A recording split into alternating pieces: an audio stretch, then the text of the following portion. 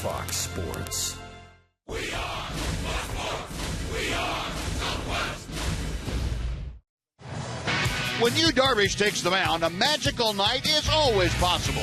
His history against the Houston Astros is impressive, and his near-perfect game last season still stands as his most career outing. Tonight, Darvish makes the start hoping to help your Rangers defeat the Astros.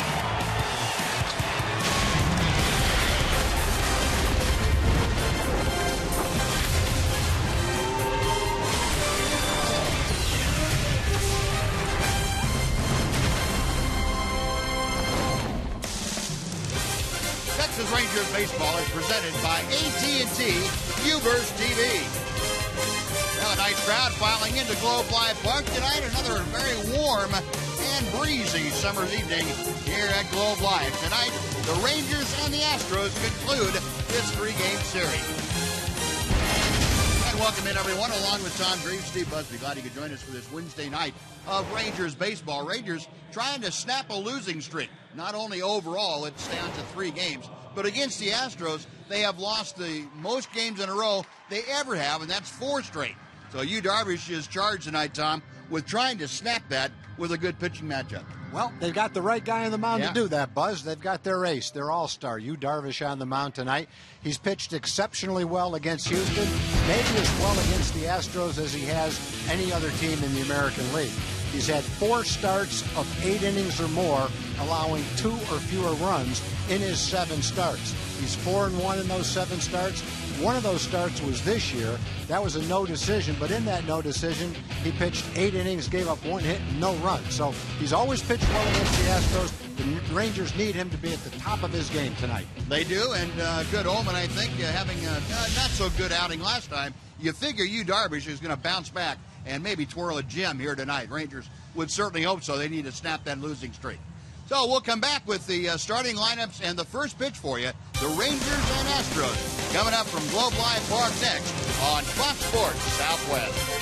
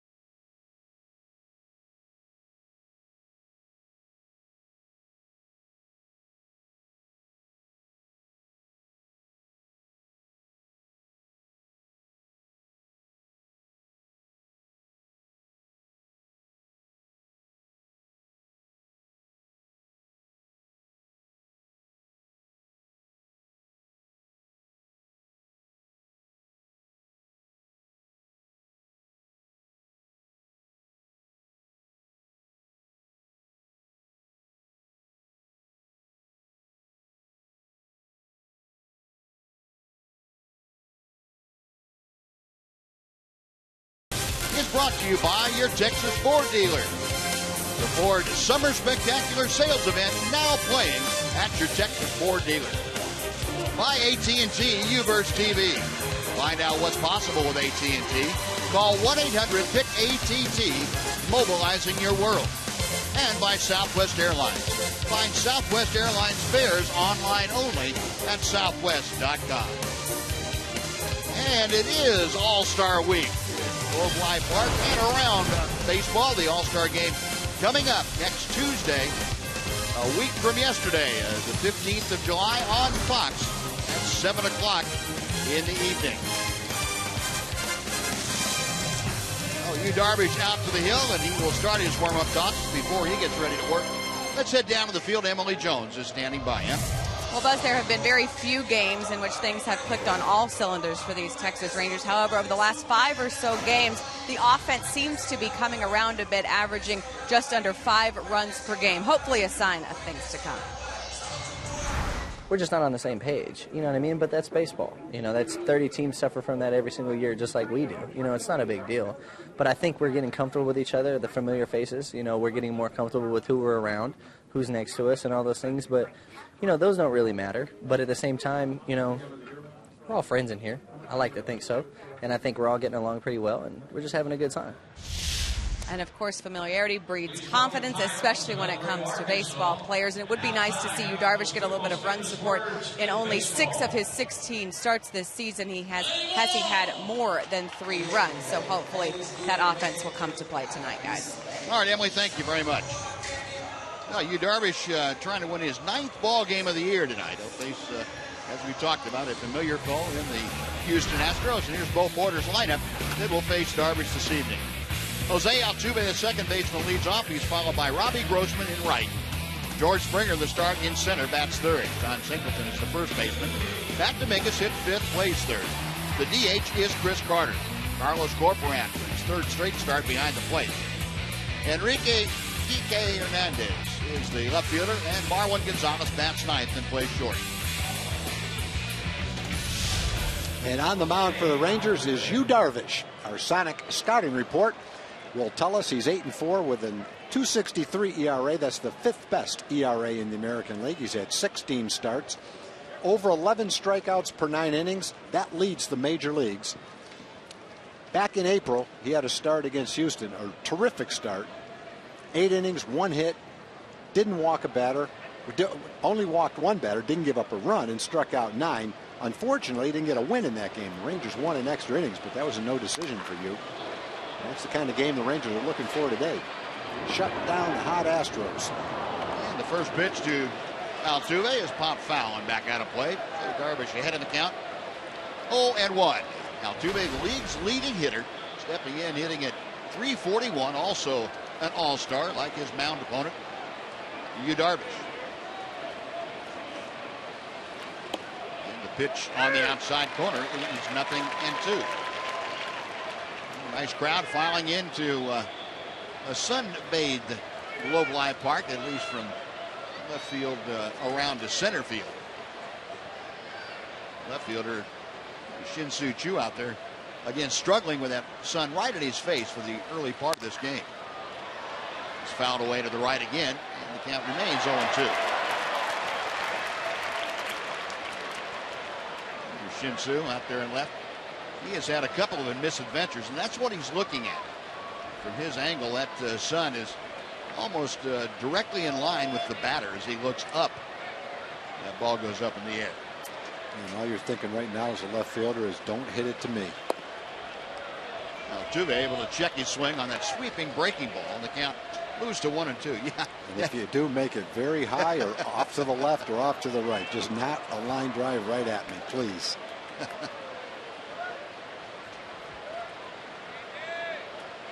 Darvish ready once again, and the 1-2 offering. Well, the one thing about the sun in left field, at least about up until most of the way through the season, it affects the Rangers as the home team more than the other team. A lot of times you'll see it in the top of the first. By the time the other team, we come to bat and the other team goes to left field, it's not quite as bad. I think Shin-Soo bears the brunt of it. Thank you. Altuve going upstairs, couldn't catch up with that 95-mile-an-hour fastball. That is strikeout number 1. And let's take a look at the Ranger defense delivered to you tonight by Fred Loya Insurance. We spotlighted Shin-Soo Choo out there in left, Daniel Robertson in center, and Jake Smolinski to start in right field. We got Adam Rosales at first, Odor and Andrews up the middle, Beltre at third. All-Star supporting the All-Star Yu Darvish with Chris Jimenez catching again for Darvish. You don't see Altuve swing at a pitch like that very often. He only struck out 26 times coming into the game. He's a contact hitter, one of those guys that walks almost as much as he strikes out. He doesn't strike out very much at all. Robbie Grossman takes outside for ball 1. Grossman called up yesterday to take the place of Alex Presley. Straining that oblique muscle, and Grossman recalled for the 3rd time this year. Robbie at 153, and he is in a long over 28 at the moment. And Darvish the advantage now at 1 ball and 2 strikes. Now, one thing you can see from you, Darvish, today right off the bat that I would say more often than not you don't see is the big time velocity right off the bat. 94, 95 miles an hour in the first handful of pitches that he's thrown. Generally he kind of breaks into it with 90, 91, 92, but today he's breaking out the heat right off the bat. And Grossman fouls the next pitch away. Now, Bugs, do you think that's a function of how he's feeling or just what he wants to do? I think that's a function of how he's feeling. Like, you know, if you go out there, if you feel good warming up in the bullpen, if you talk yourself into feeling good, and you go out there with what you feel is pretty good stuff, I think you tend to throw better stuff. The breaking ball is inside. And in Darvish's case, I think he's more aggressive when he comes out of the bullpen feeling that way. And when he doesn't feel like, well, I may have this, I may have that, if he's not quite sure, that's when you see him start to fiddle around with different pitches. 2-2 the count. Grossman, the left center field. Robertson with his back to home plate can't get it. It's 1 hop and off the wall. Stopping at second is Robbie Grossman, and boy, he gave that ball a ride. Short off the wall, about 404 or 5 feet from home plate. A little trouble early in the count on the fastballs that were down and in. That fastball looked like it was a little bit up and out over the plate. He's trying to throw it down and in, but doesn't get it there. When he got it there early in the count, he was successful. That one was, almost belt high, middle of the plate. Allowed him to get his hands and arms outstretched and give it a pretty nice ride to left center field. Stayed in the ballpark, but gives the Astros a man on second on a well-hit double. So Grossman snapping that long 0-for streak. He is at second base now for George Springer. And Darvish deals strike 1. Springer with his 18th home run of the year last night. 18 total is second among American League rookies. Of course, Jose Abreu up in Chicago, the White Sox, is the leader. He's, at 27. I understand he hit another one today in Boston. I believe that's 28. Wow.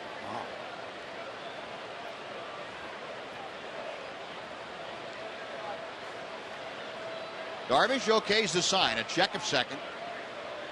Now the 0-1 pitch.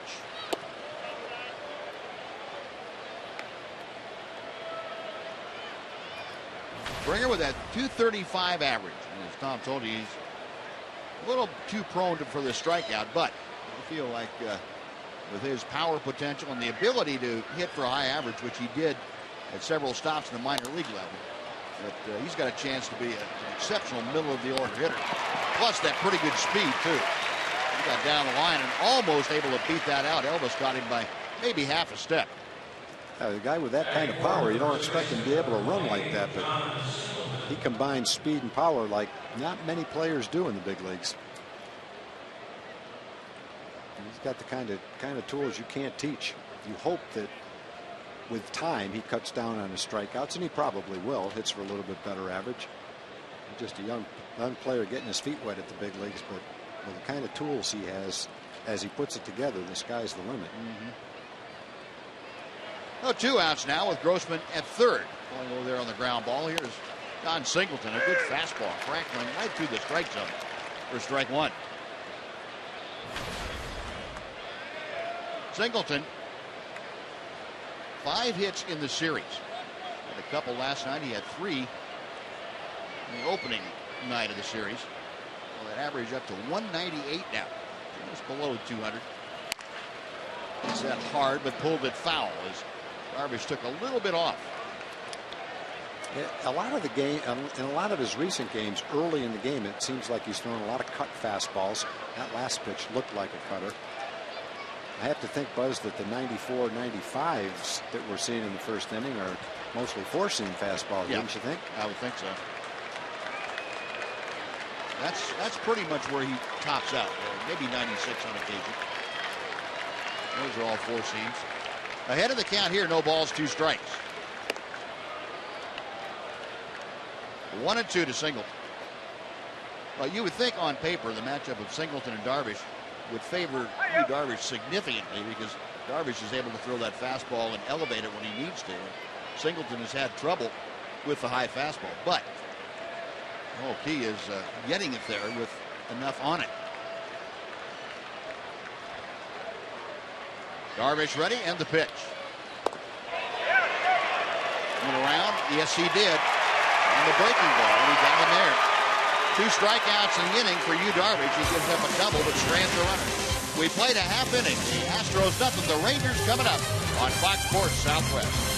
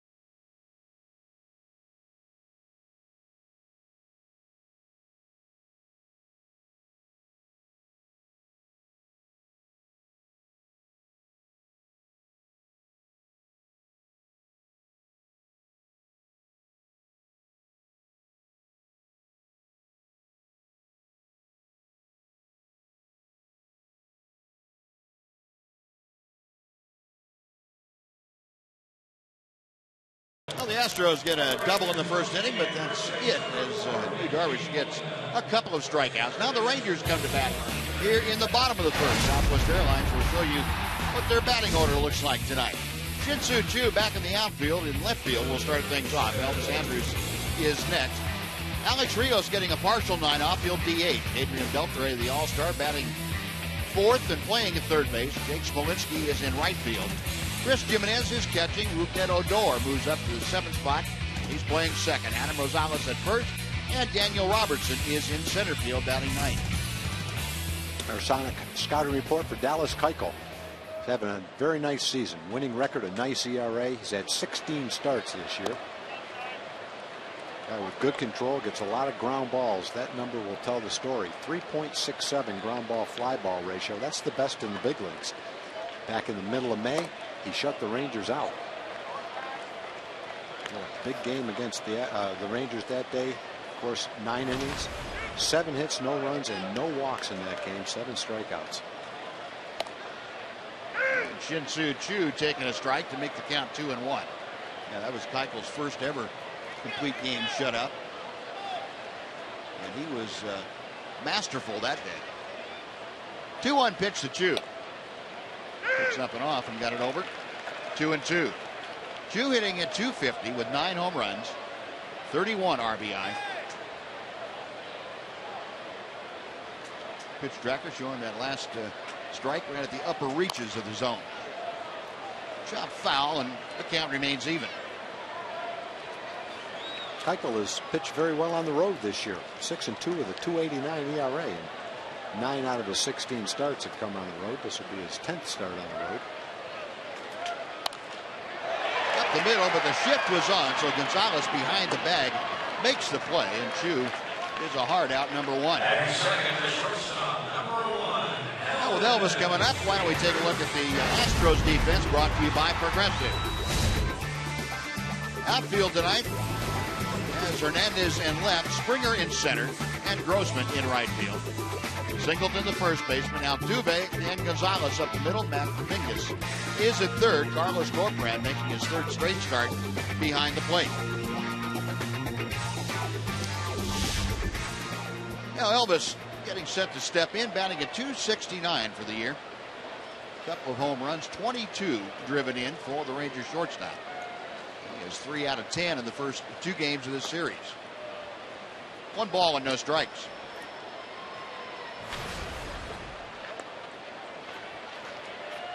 Elvis is 4 for 19 in his career against the left-hander Dallas Keuchel.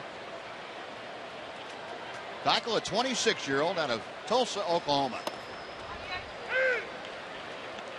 Went to University of Arkansas, where he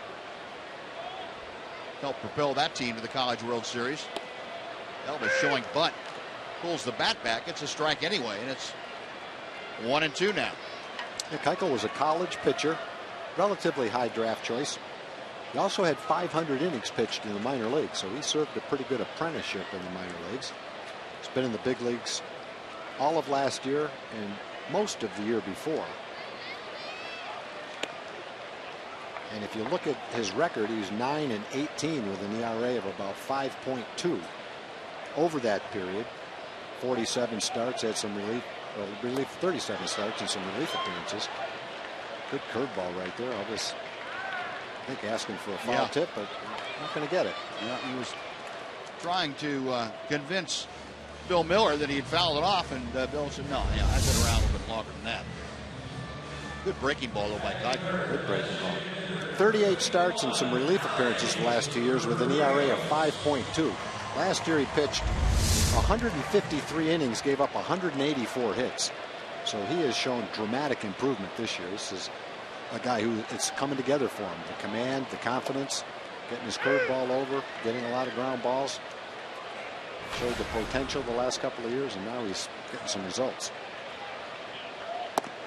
Pitch to Alex Rios low and inside. That evens the count now at a ball and a strike. Rios, a .304 average with 4 home runs. He has driven in 39. And the pitch just off the plate. 2 balls and a strike.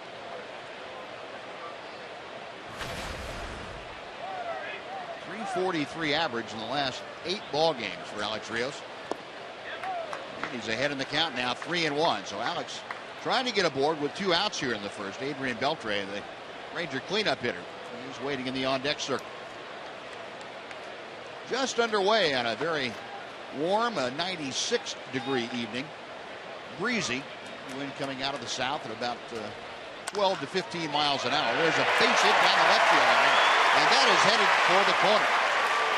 Rios steaming into second with a 2-out double, so he gets himself into scoring position for Beltre. Well, he got ahead in the count, 3-1. Made him throw a fastball for a strike. Talked about Keuchel getting a lot of ground balls. Well, he got a ground ball that time, but Alex was able to hit it hard and pull it right down the line for the double. Rangers get a man in scoring position, just like the Astros did. Fastball middle of the plate, inside part of the plate. Pretty good pitch for Alex to turn on. Now, you would think that in this situation, as you get a look at how close that ball was to being foul off the bat of Rios, that Keuchel working to Beltre with first base open, even though it's the first inning, might tread a little bit lightly with him. We'll see how the left-hander goes about it. You got Jake Smolinski waiting to be next. And that's not anything derogatory about Jake. It's just that Adrian Beltre is the best run producer on the club.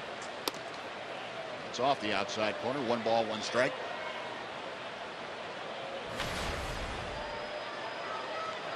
Beltre, .333. He is second in the American League to Jose Altuve with the average. A dozen home runs now, 48 driven in.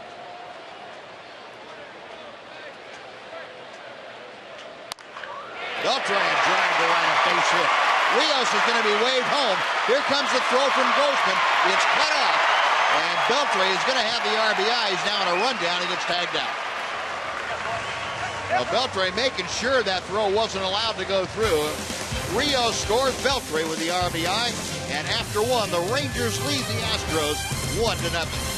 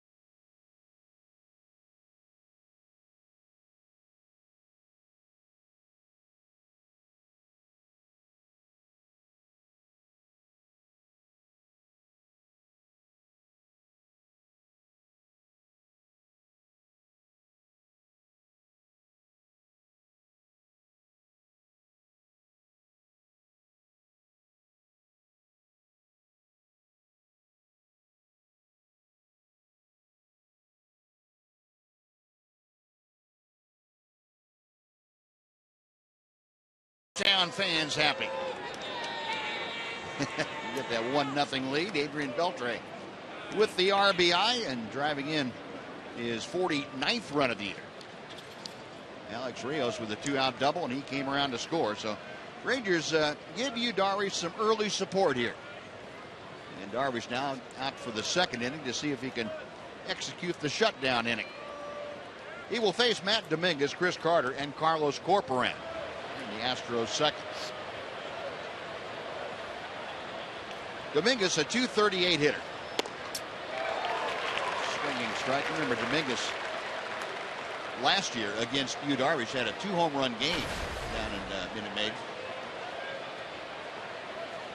He's had 3 home runs out of 4 hits career-wise against Darvish. 0-1 pitch. Just a bit low.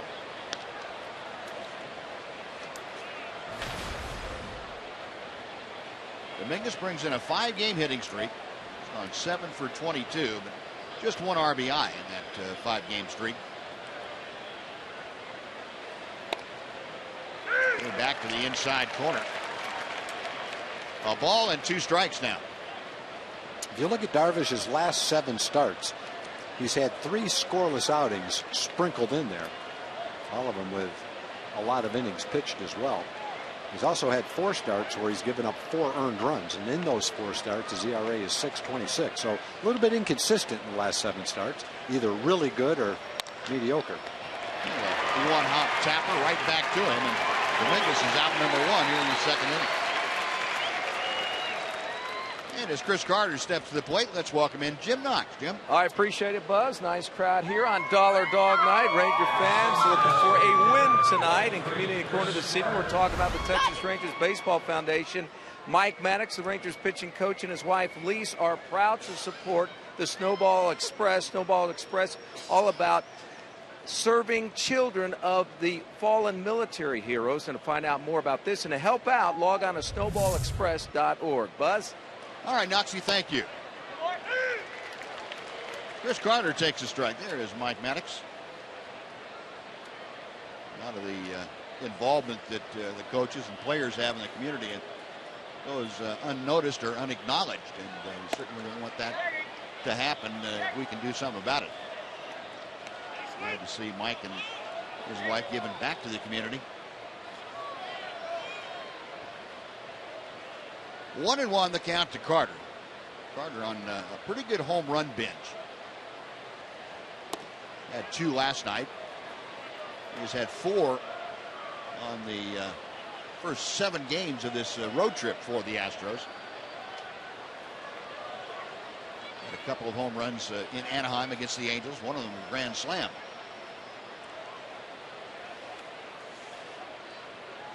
The 2-1 pitch coming from Darvish. Down the right field side. Long run in for Jake Smolinski. Still coming in foul territory. Able to track it down. Well, you may ask, where was Rougned Odor? You expect to see him over there. Well, they were in an overshift the other way for Carter. So Odor was over near the shortstop spot. Somebody might have asked him where he was. Yeah, if he was in his regular spot, you would have seen him. Yeah. There he is on the other side of second base. He doesn't have any chance to get over for this one. And Jake's got to go a long way to catch it himself. He just caught it in foul territory as he crossed the line. A nice running catch by Smolinski. Now 2 outs here in the second. Darvish has retired the last 4 that he's faced. Carlos Corporán, switch hitting catcher, takes a strike on the fastball. Corporán with 5 home runs, 15 driven in. 1 for 11 career-wise against Yu Darvish. That one was a pinch hit home run last year that broke up a no-hit bid. 1 ball and 1 strike. Current road trip for Corporán. This is 4th start on the trip. He's gone 6 for 17.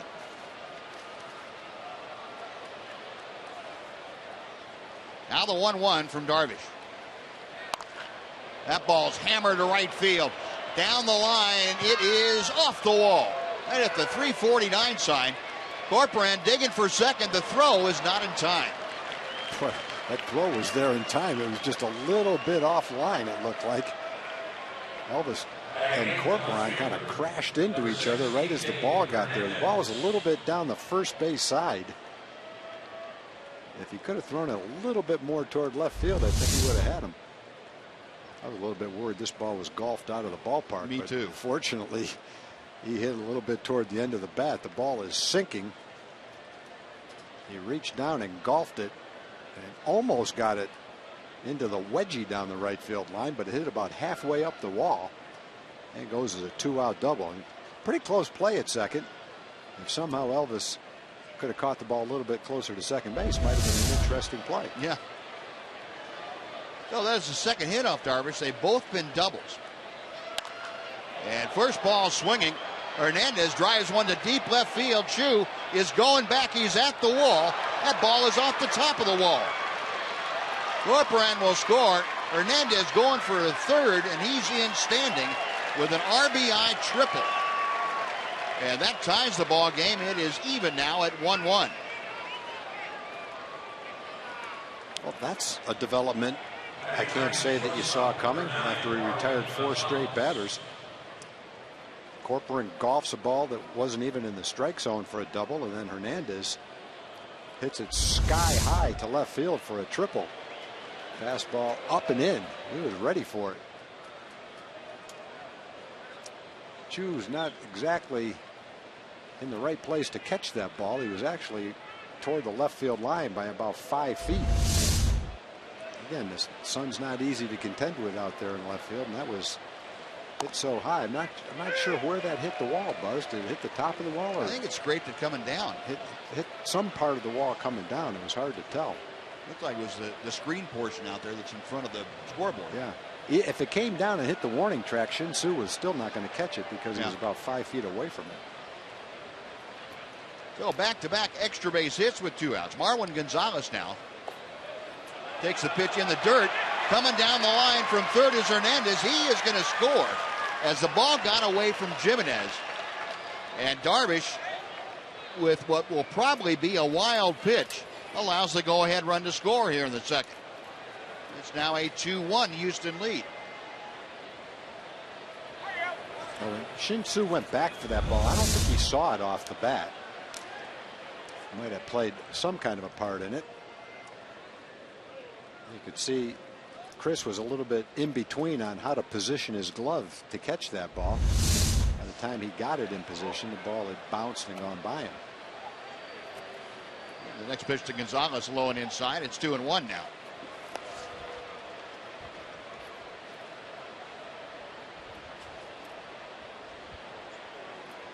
Gonzalez, a .282 average. 4 home runs, 11 driven in. He is 2 for 6 in his career against Yu Darvish. Right-handers ready, and the pitch to the plate. Chopper foul down the first baseline. That evens the count now at 2-2. Well, the Rangers gave Darvish a run to work with in the bottom of the first, and Astros have come back after the first 2 were out here in the second. Double, triple, wild pitch, and they have regained the lead, or they have gained the lead for the first time tonight.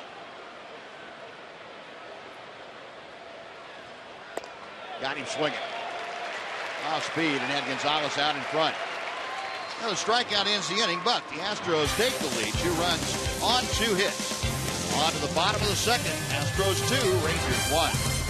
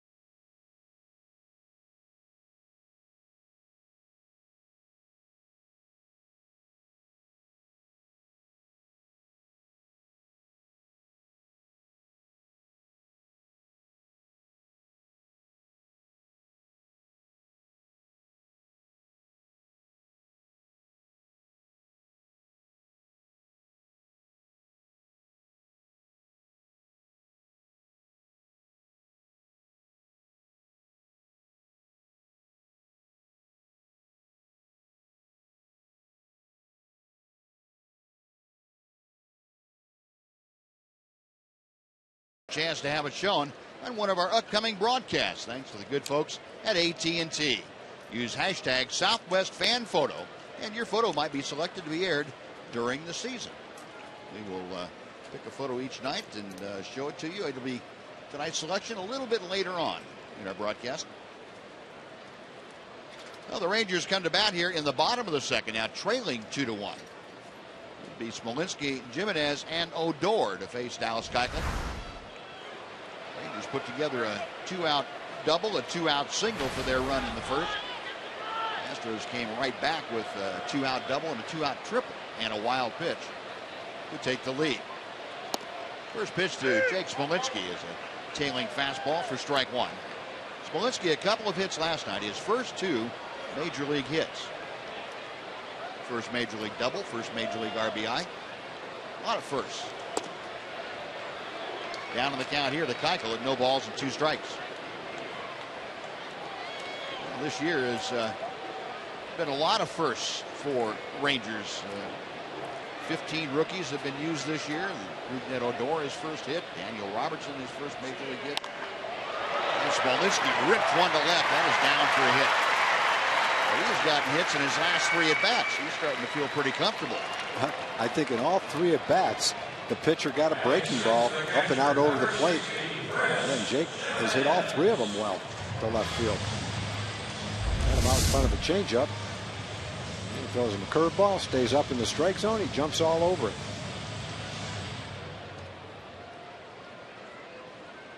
Well, the leadoff man aboard now. Smolinski with pretty good speed at first, and Chris Jimenez at the plate. Jimenez hitting .275. Chris is falling on hard times, but he rifles one to right for a base hit. Checking into second is Smolinski, and the Rangers with back-to-back singles have the first 2 men aboard here in the second. I'm not sure if Chris was shooting for the hole, but it sure looked like it. Yep. It looked like he waited on that ball. Saw the big gap where the first baseman holding the runner. So I'm going to shoot one to right field. Looked like exactly what he was trying to do right there. In which case, that's a pretty nice piece of hitting. Yep, there's that hole, and there's the ball going right through it. Rangers had 4 straight hits. The first and second, nobody out. Rougned Odor, the number 7 hitter, steps in, and probably a pretty good chance that Ron Washington is going to ask him to lay down a bunt here. It's the tough left-hander in Keuchel. Odor around a bunt and takes high for ball 1. One thing that we've seen so far is when he has had the sign for the sacrifice bunt, he has gotten the bunt down. Let's see if he can do it again. Very fundamentally sound when it comes to the sacrifice bunt. Keuchel a check of second. And that ball bunted straight down and came up and hit Carlos Corporan. 1 ball, 1 strike. And wouldn't you know it? As soon as you say that, you jinx it. Yeah. Sorry, he'll have another shot. Yeah. Right here. One thing you want to make sure here in this situation is you get an idea that was a kind of a high pitch that he stabbed at. You got to make sure you get the ball by Keuchel coming off the mound, because with a left-hander on the mound, it's fairly easy for him to get a force play at third if you don't bunt it hard enough. Breaking ball is wide. He looks like he's trying to keep him from bunting. Throwing him a breaking ball right there. Yeah, I guess as a hitter, what you say to yourself is, if you don't see the wheel play, then all you have to do is bunt it hard right to the third baseman. Make him field the ball. You're right, Buzz. Don't let the pitcher field it. If you make the third baseman field it, then there's nothing he can do. Right. Odor again around. They've got everybody coming down. Now the snap throw to second. But back in time is Smolinski, and the count is now 2-2. I believe Odor bunted through that. Yeah, he did. Based on the first several times that he's had a chance to sacrifice bunt, that's a surprise to see him not be able to get the bunt down. Maybe Keuchel's a tough guy to bunt off of.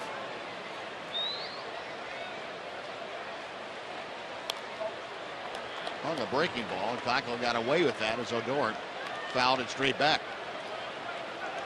Rougned brings a 5-game hitting streak in, but that's just a little bit deceptive. See the Astros against the Astros this year. He's gone 4 for 17. Odor in his 5-game hitting streak overall, though, has exactly 1 hit in each of those 5 games. Pitch is low, so the count now is full. Odor hitting 7th, will be followed by the first baseman, Adam Rosales. Rangers trying to get to Dallas Keuchel, who last time out gave up 13 hits to the Angels. That was after being forced to miss a turn because of some wrist soreness. Payoff pitch outside, ball 4. And that loads him up with nobody out, and Rosales coming out. Yeah, I think Keuchel at the top of his game, you would be shocked if he walked Odor in that situation. But in his last 3 starts, he's given up 28 hits and 13 runs in 18 innings. He actually missed 1 start. He had an inflamed left wrist before his last start. That's the one you're talking about, Buzz. 13 hits and 5 runs. He started on the 22nd and then didn't start again until July 4th. Here's Rosales, a 300 hitter. He's 3 out of 10 since joining the ball club. He was trying to go for the downs there and came up empty. 0-1. Rosales this year at AAA Round Rock, a 276 average. He was hitting right at 300 the last month and a half that he was down there, however. That pitch down and away to even the count.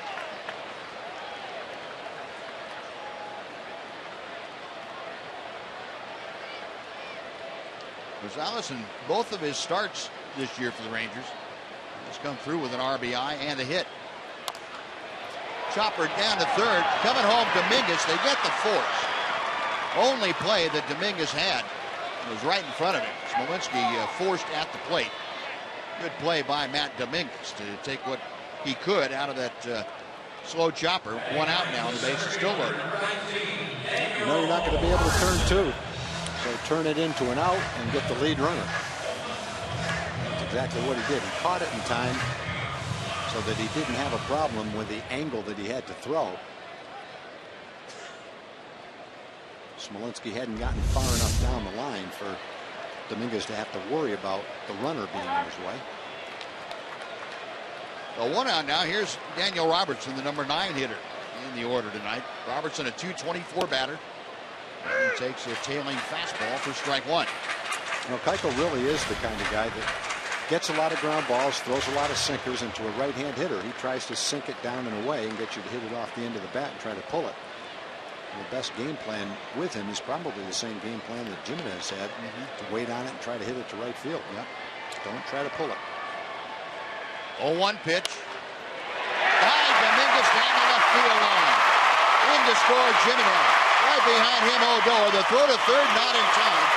Into second, Daniel Robertson, and he has given the Rangers the lead again.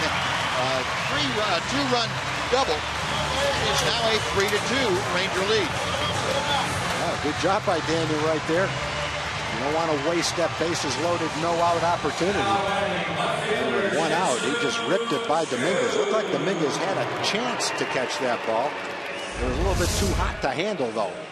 Daniel gets a curveball up, puts a good swing on it, just like Jake did on the curveball, and it goes just underneath Dominguez's glove.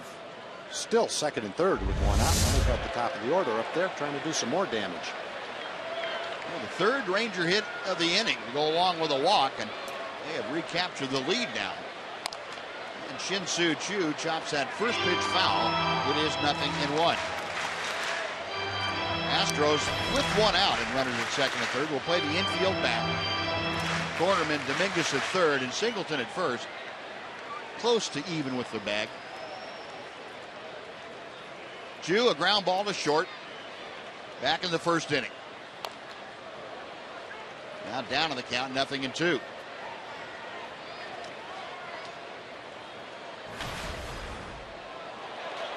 That's safely in 10 of his last 12 games, says Shin-Soo Choo, and that corresponds to the time that he returned to that leadoff spot. So he is back in his comfort zone. He's hit .289 over those 12 games. Nice block by Corporan, and a breaking ball that was well short of the mark. 1-2. A struggle for Dallas Keuchel. He's got Rosales at third. Daniel Robertson at second. Shin-Soo Choo at the plate. Keuchel working from the stretch. Left field. And he played that way. Hernandez makes the catch. Rosales is coming down the line. The throw is off the mark. And Adams scores. It turns into a sacrifice fly for Shin-Soo Choo. And the Rangers up their lead to 4-2. Strong throw by Hernandez, just pulled it offline. Playing him over that way. Shin-Soo sliced her toward the line. Hernandez had an easy catch on the run. He launched a strong throw. He just launched it about 20 feet to the left of home plate. Could have dropped that one right on the plate. Might have been a different story, but easier said than done. That's why you try to score the runner almost every time on a ball like that. You know the outfielder's going to have a hard time making a perfect throw. No, 2 outs now. Here's Elvis. And Keuchel misses high and away for ball 1. Elvis a strikeout in the first inning. Overall average of 268. He's got Daniel Robertson at second base. Keuchel back to the plate. Fires a strike to even the count.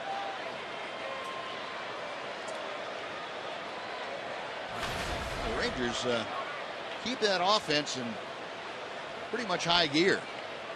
They have scored 10 runs in the first 2 games coming into play tonight. They've added 4 more here. The only problem is the Astros scored 20 in the first 2 games.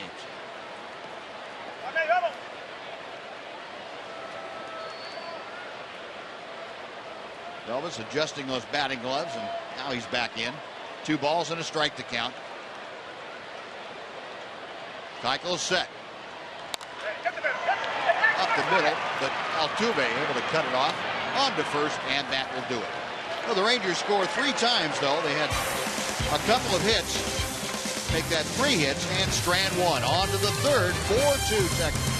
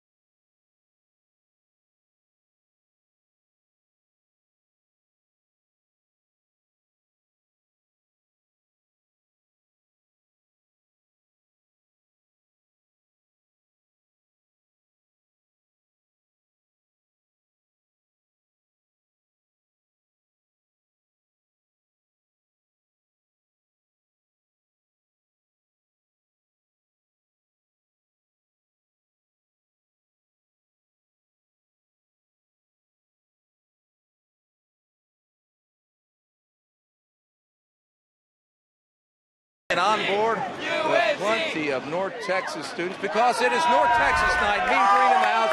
That means Scrappy dancing all the music out here tonight. You guys have a good bus trip over? Yeah, we did. Anything else we can get you tonight? Anything to make your... Well, yeah, of course. We want the Rangers to win. Pretty excited right there. All right, Scrappy, looking good, buddy. Good to see you out here. Good to have North Texas here. Couple more North Texas alums we will be talking to a little bit later on in the game. Buzz? All right, Noxie, thank you. Mean Green in attendance here tonight. Jose Altuve to start things off for the Astros here in the 3rd inning.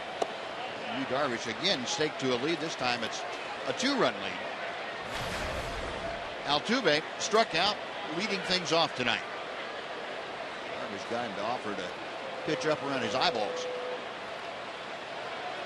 1-0 on the way. Hit well to right center field. Daniel Robertson on the run. It's over his head and off the wall. Plays the carom nicely with Altuve's speed. He is in sliding with a leadoff double. Well, for a team that has really struggled against Darvish, they are lighting him up so far today. That's the 4th extra base hit in 10 batters, 3 doubles and a triple. He's getting his fastball up, and they are jumping all over it, trying to throw that ball down and away. It comes right back into the middle of the plate. And Altuve shows that while he might be short in stature, he can still drive the ball 390 feet to right center field. Daniel ran a long way, but couldn't come close to catching that ball. And that ball didn't exactly have a lot of air underneath. No, it hit the wall, almost went out of here. Yeah, it did. Right center field. Darvish is going to have to locate his fastball a little bit better because they've taken some good swings at it. Well, Robbie Grossman took a good swing at a pitch from Darvish in the first. He doubled to deepest left center field. He's up there with nobody out.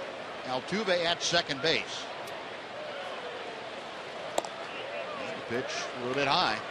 2 balls, no strikes. Well, Grossman with that first inning double now, a 160 hitter.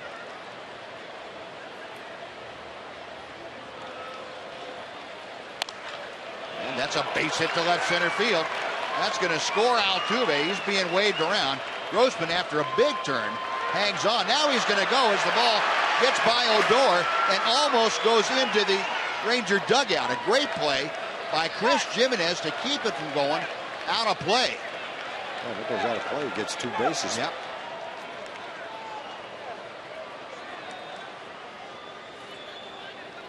Well, Grossman was going to stop at first. He took a big turn, but Robertson got over quickly and kept him from going for 2.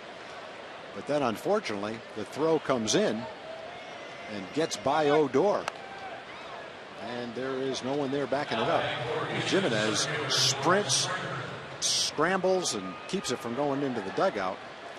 I think he got to second base. That ball went in the dugout. He would have scored. Yep.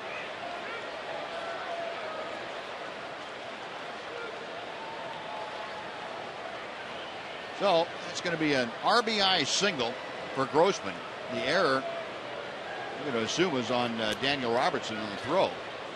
Although that's a ball that Odor has to block out there at second base, and there's no play like that. And George Springer takes a breaking ball for strike 1.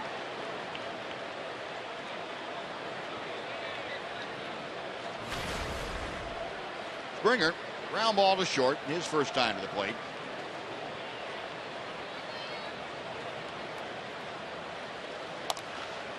And he pulls this slowly down the third baseline, but it goes off into foul territory. We'll come back and try it with an 0-2 count.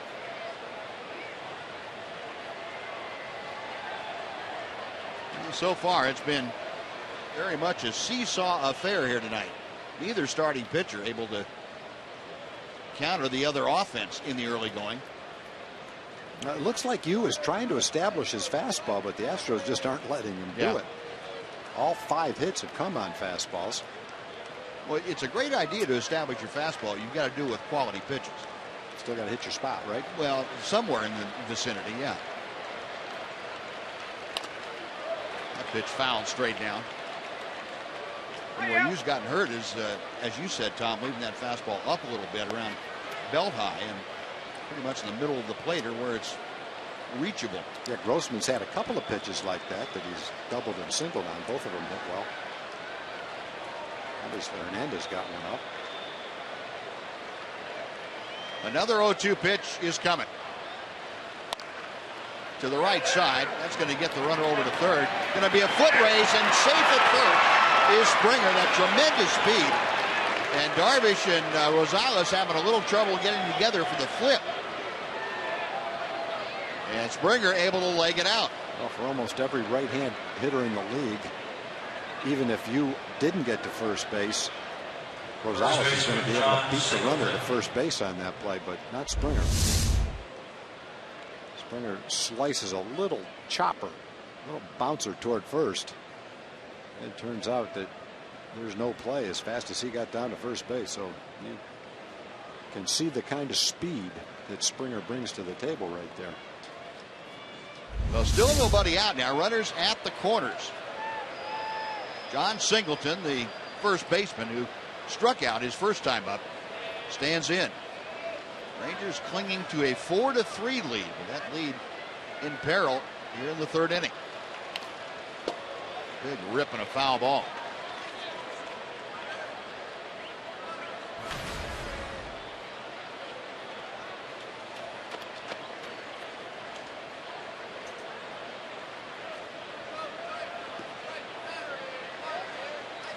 Grossman, the runner at third. Springer at first. And Springer very much a base stealing threat, and that prompts HOU Darvish to make a little toss over there.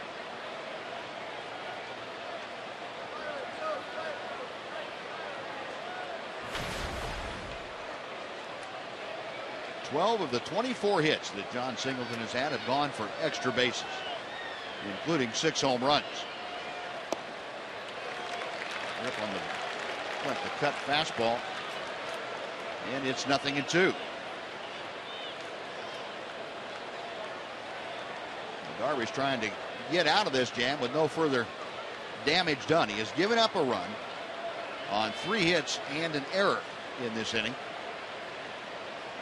Ranger infield playing back. They will give up the run for a chance at a double play. 1 ball and 2 strikes.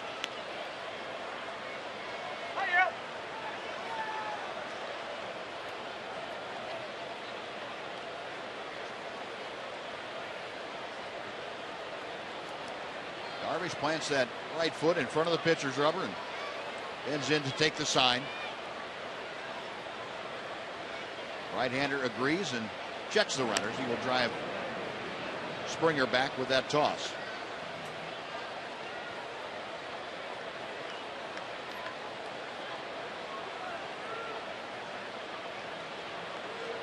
Again, Darvish is ready. Tried the breaking ball and left it outside. 2-2.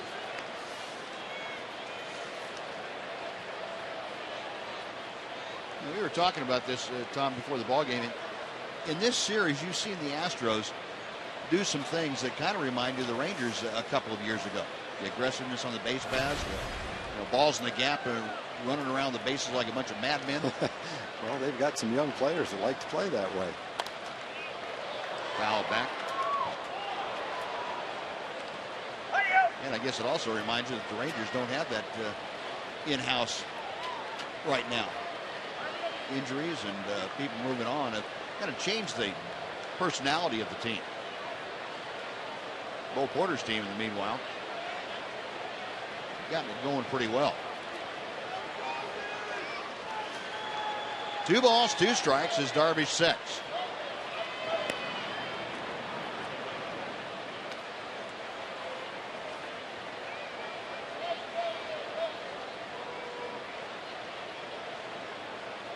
Singleton checking with Pat Listach, the third base coach, just to see what might be in the offing here. Nobody out, runners at the corners. A run across here in the Houston third. There goes Springer. The pitch is fouled back.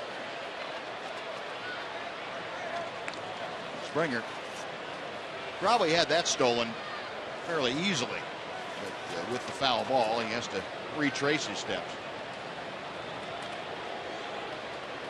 5 out of 7 this year for George Springer. You got to remember, he did not come up until the first week of May. And he was really just getting his feet on the ground at the major league level.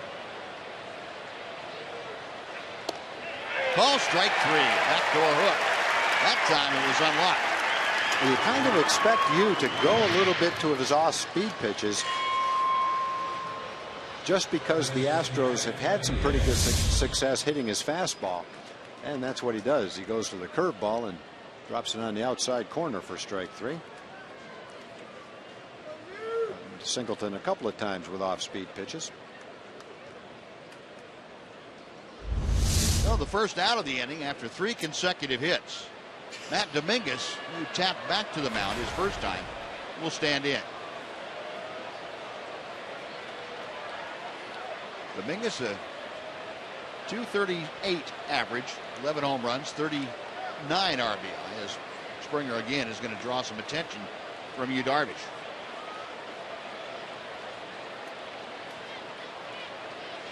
The Springer speed and the kind of jump he had a couple of pitches ago, I don't think there's much that HOU Darvish can do to slow him down except change the tempo of his delivery as he just did.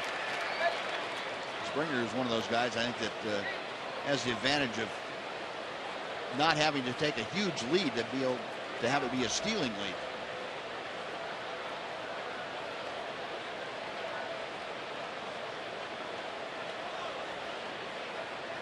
Checking with Tariq Rock down there, the first base coach. Stepping off the lead at first as Darvish studies the signs.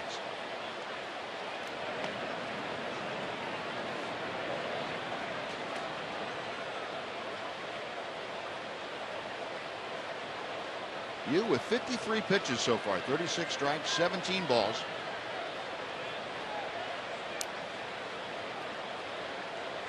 He comes set at the letters. And fires a strike to the outside corner. 0-2.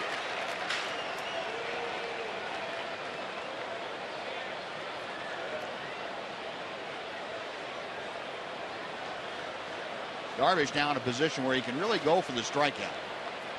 He got the strikeout of Singleton with first and third and nobody out. He's got the same situation with one out. And that's low and outside. Jimenez able to keep it close enough to home plate to prevent Springer from advancing.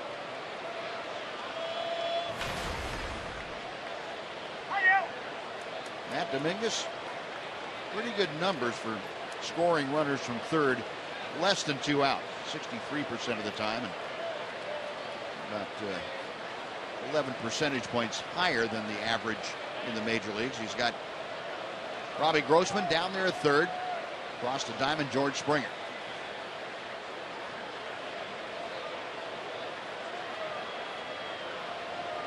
One ball and 2 strikes, the count.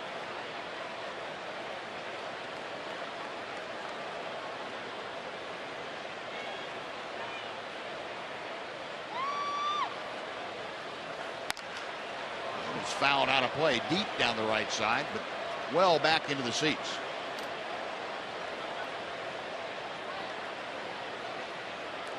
Dominguez, one of the young cornerstones of this developing Astros club.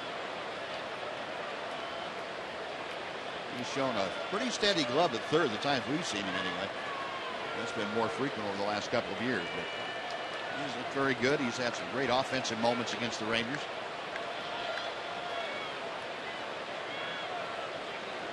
Darvish trying to make sure he doesn't do any more damage here.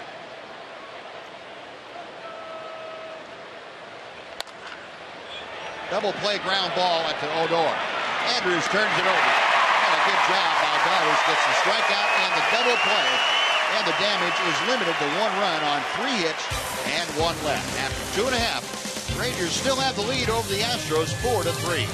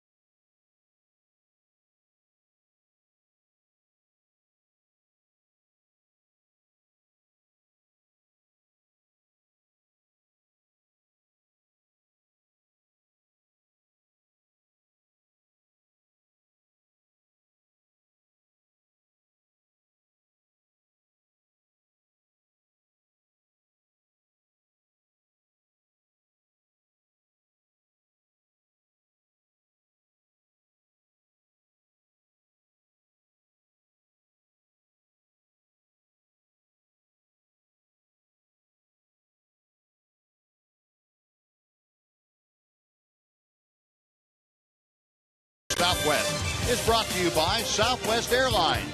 Find Southwest Airlines fares online only at southwest.com. And by the all-new Mazda 3 with seamless connectivity.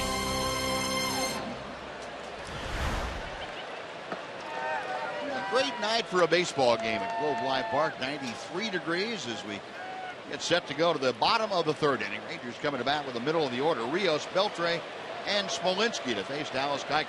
That's not the kind of game that I think we expected with Keuchel and Darvish on the mound.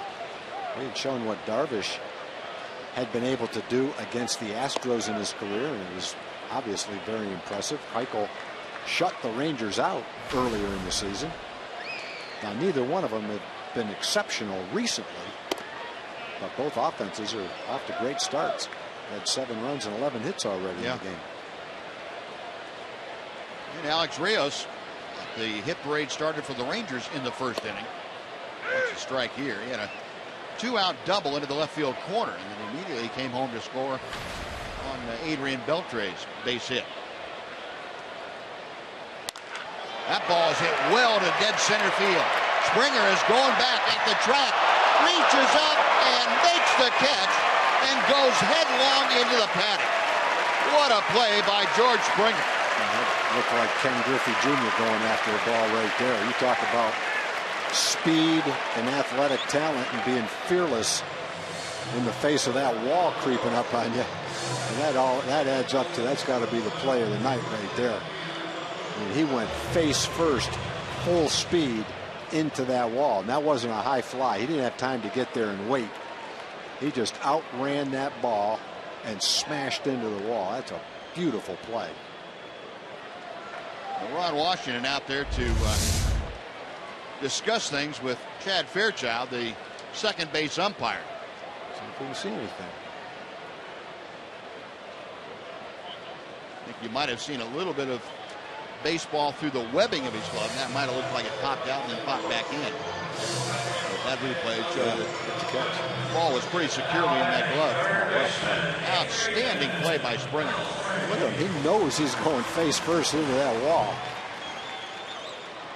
I have to say, well, most center fielders can't get to that ball, number one. Not most, but many of them can't get to it. A lot of them that could get to it wouldn't risk that kind of a collision, might shy away from the ball. And then there's a handful that are going to try to make that catch, and not many of them are going to make that play. Boy, that was beautiful. One more time for you in real speed.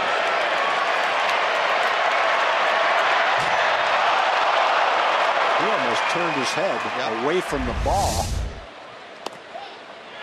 And Beltre backing out, apparently thought that he had called time that Bill Miller had given it to him, and Miller never came out from behind home plate. He stuck right there, and Keuchel threw a breaking ball for a called third strike. Beltre and Bill Miller going at it pretty good. Ron Washington there, just to make sure it doesn't get too heated.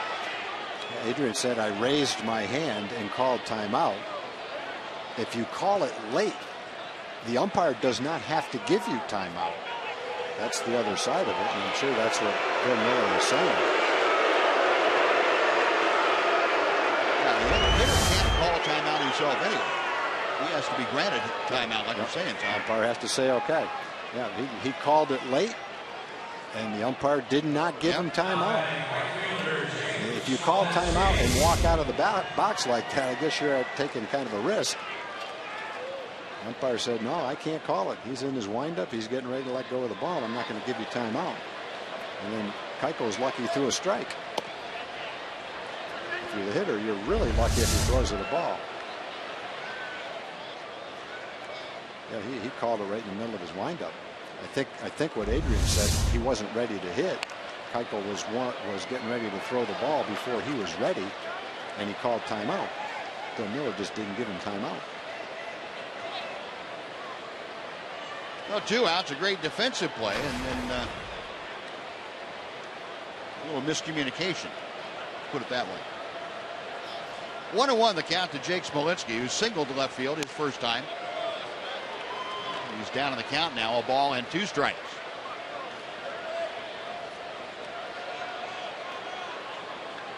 Smolinski, 3 out of 7 in the early going last night. His first start at the big league level. Takes that pitch just off the outside corner. Now the play that Springer just made, that's right up there with some of the best plays that have been made in this ballpark. The best play was the one Gary Matthews made. But if Gary was in the same position that Springer was in, he wouldn't have been able to catch that ball because he's not as fast as Springer. No, that's a good point. Gary had one where he went just as hard, jumped, went over the wall and backhanded it, which was even more spectacular than that. Drive to the center. No, he's got to play that on Hop, and Smolinski is 2 for 2 tonight. Boy, Dick getting an opportunity. A 1-on-2 out. Chris Jimenez coming up. Let's take time for a Mazda game break with Dana Larson. Dana.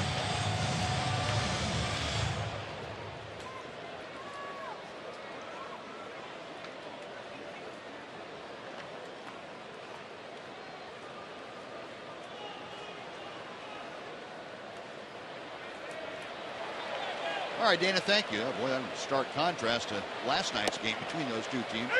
14-5 mauling that the Tigers threw on the Dodgers after the Dodgers scored 5 in the first against Justin Verlander. They scored 5, then got beat 14-0 for the rest of the game. Pitch a called strike on the inside corner. Chris Jimenez now down on the count, 0-2.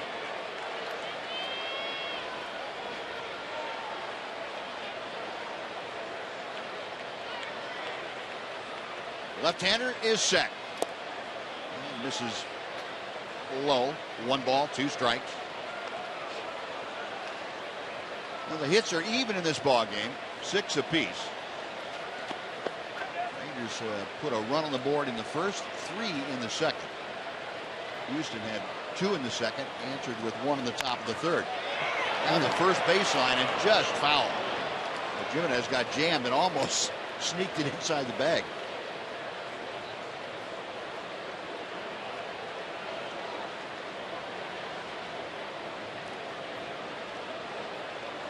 Well, Smolinski back to first. Still a ball and 2 strikes.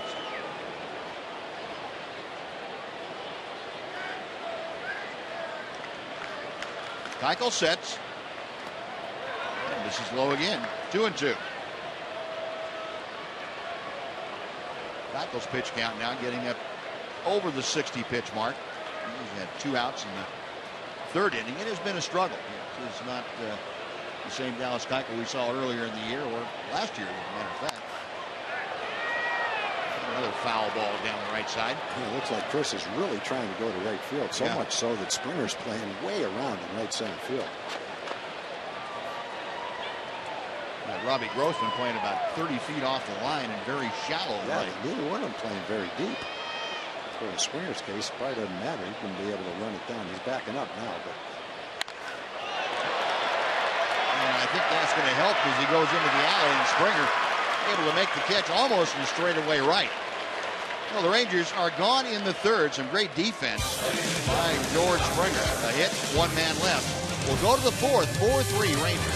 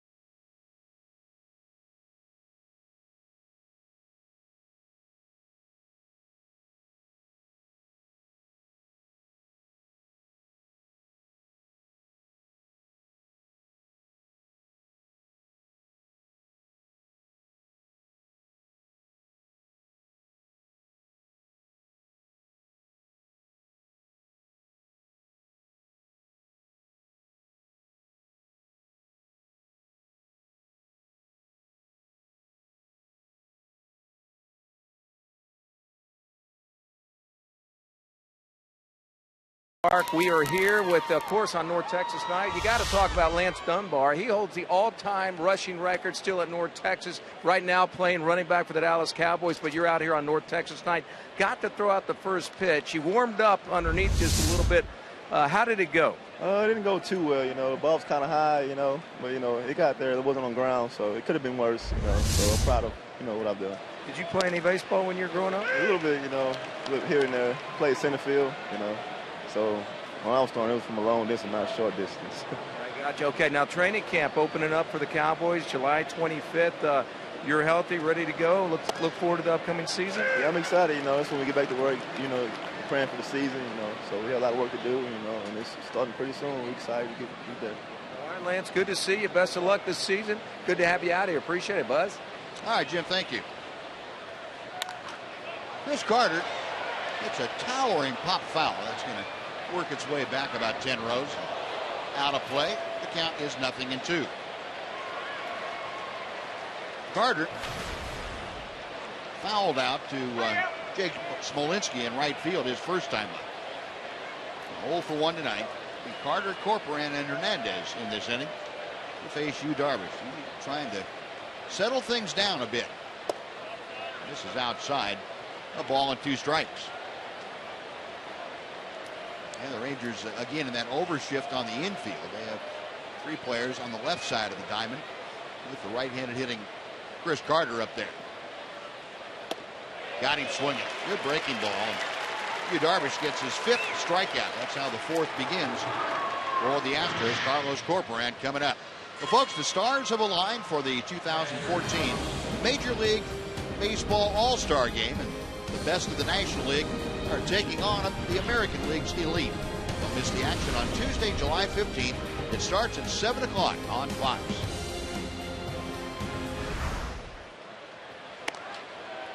Carlos Corcoran had a double to right. Almost hit one out of the ballpark. He had kind of a top spin line drive. It hit about halfway up the wall, right at the 349 sign. His first time up. Pulls this one on the ground.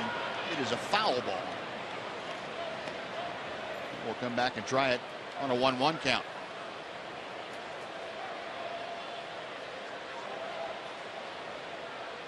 Corcoran and Jason Castro, the 2 catchers. And Castro, we had seen, was primarily, or we have seen in the past, primarily the guy that got most of the reps behind the plate. But Corcoran started all 3 games. Castro has been on the bench. Bo Porter had moved Castro up to the number 2 slot in the order. He'd responded pretty well. But, decided to give him these 3 games off in favor of Corcoran. Breaking ball. Slow hook. Comes into the inside corner. Yeah, I wouldn't, again, be surprised to see you go to that breaking ball. Astros pretty tough on him early in the game with his fastball. Of course, he could locate his fastball a little bit better, and that wouldn't be a problem. But with his assortment of off-speed pitches, might see a lot of it. Whoa, big slow 63 miles an hour on that one. And Darvish gets back-to-back strikeouts for the first time tonight. That's one you could swing at twice before it gets to home plate.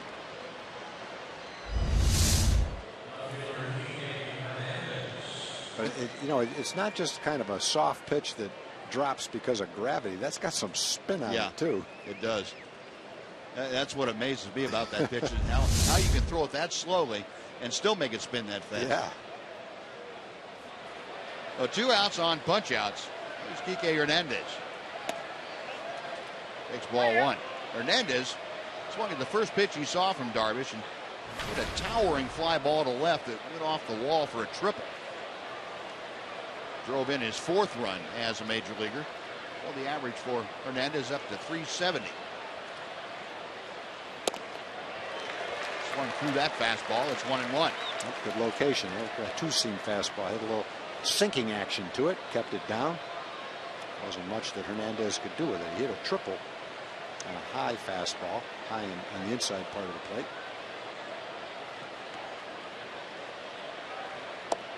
And Darvish misses just outside. 2-1 now. Rangers leading 4-3. Darvish trying to have his first 1-2-3 inning of the night.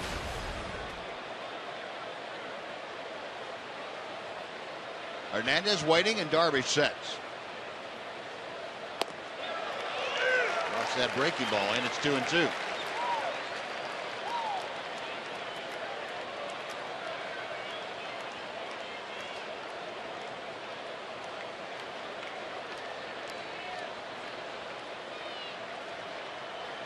Darvish reading the signs, picks out one he wants.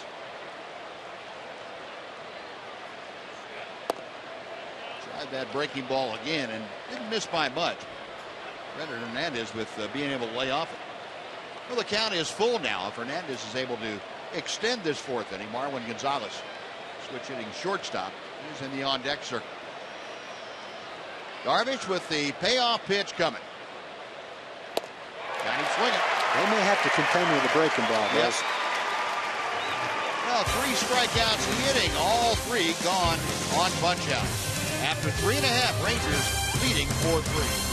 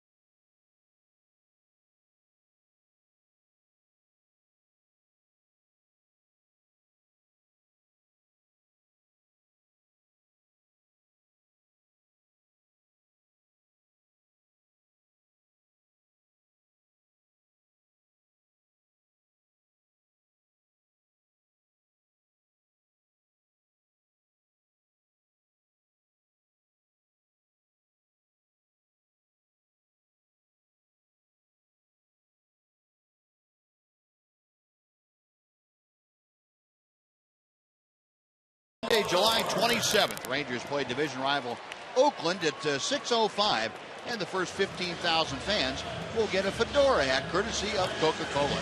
Make sure to pick up this stylish summer accessory by getting your tickets at TexasRangers.com, or you can call 972-RANGERS if you prefer.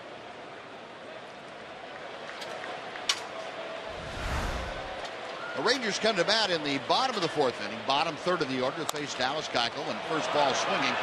Rougned Odor taps one back to Keuchel, the left-hander. One pitch and one away. Now Adam Rosales will come up. Yeah, kind of a game plan for a hitter against Keuchel. We talked about trying to go the other way as a right-hand hitter. If it's down around your knees, it's probably going to sink out of the strike zone.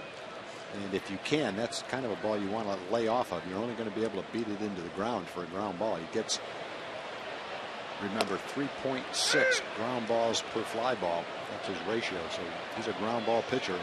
He wants you to swing at that pitch sinking down and a little bit out of the strike zone. Easier said than done. Pretty easy from up here to say that. A little bit different when you're down there trying to hit it. Well, the idea is the same. Yeah, that's kind of the idea and the goal. Doesn't mean it's going to be simple to do. Otherwise, Keuchel wouldn't be 8-5 with the 11th best ERA in the league coming into the game. Everybody be laying off it. Adam Rosales reached center fielder's choice his first time. It's the next pitch, a knee-high strike, and the count moves to 1-2.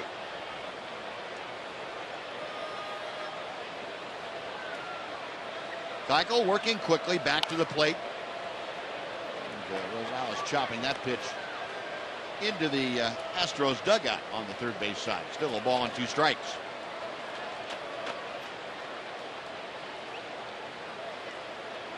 Rangers 4 runs on 6 hits. They have committed 1 error tonight. Astros 3 runs on 6 hits. Count is now even to Rosales. Rangers, by the way, with that error that they committed in the Second inning. Now second in the American League for most errors. They trail Cleveland. The Rangers committed their 64th error. Cleveland was 75. Pitch floats high and away, and Adam Rosales now with a full count, trying to get aboard with one out here in the fourth inning. Daniel Robertson, the number 9 man, will follow. Keichel's payoff pitch. Another chopper foul. Will reset and try it again.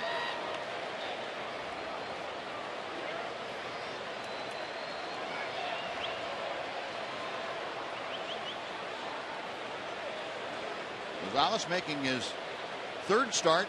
He's being called back up by the Rangers. Second at first base. And he lines one to left center. That's down for a hit. Springer over to cut it off. Rosales a big turn at first, but he hangs on as Springer gets the ball back in and the throw behind him. Marwin Gonzalez almost got Rosales slow getting back to the bag. Yeah, Rosales went about as far as you could go taking a turn without basically being in no man's land. Springer is playing over in right center field, and it definitely looks like a double when he hits it. But Springer, with his great speed, closes on it quickly. He's got a strong arm. Adam desperately wanted to go for two, but right here he stops and goes back to first base, and Altuve just turns and fires it back to first. And fortunately, Adam was getting back to first base quickly enough to beat the throw. That's the Rangers' 7th hit of the night. Rosales at first. And Daniel Robertson, who had a big 2-run double in the second, stands in. Could be a double play ball is short. Altuve back to first. Well turned 6-4-3 double play. And that was not easy, but the Astros did it well. Rangers round into their 88th double play of the year. That's the most in the major league. On to the 5th we go. Rangers still leading 4-3.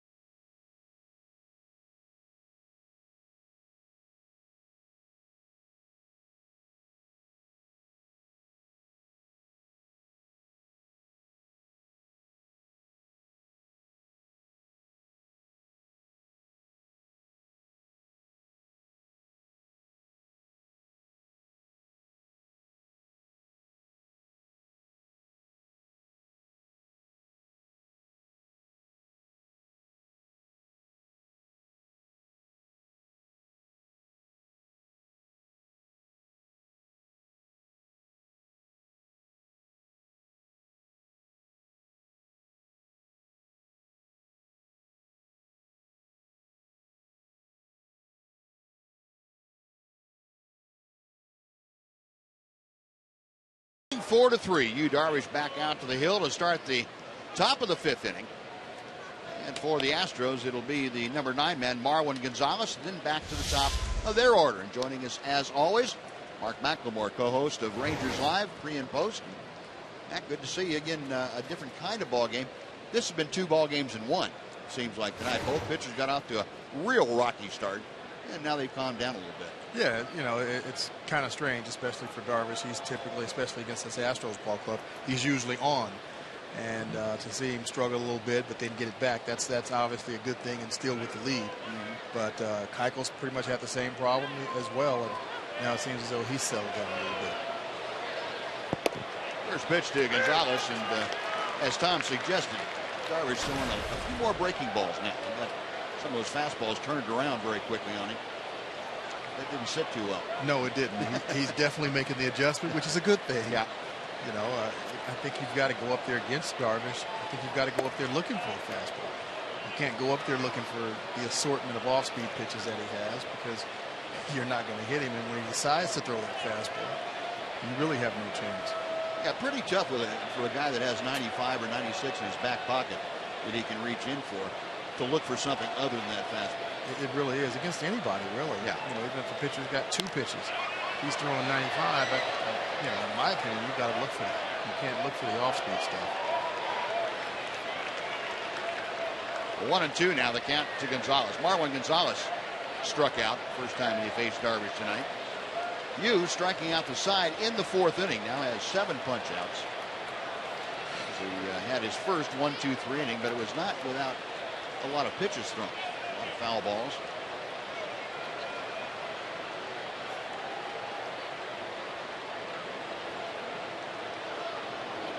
Gonzalez back in, and Darvish ready to go.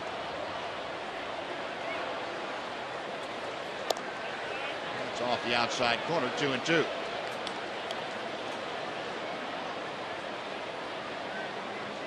.75 pitches for Darvish as he works to the first hitter here in the 5th inning.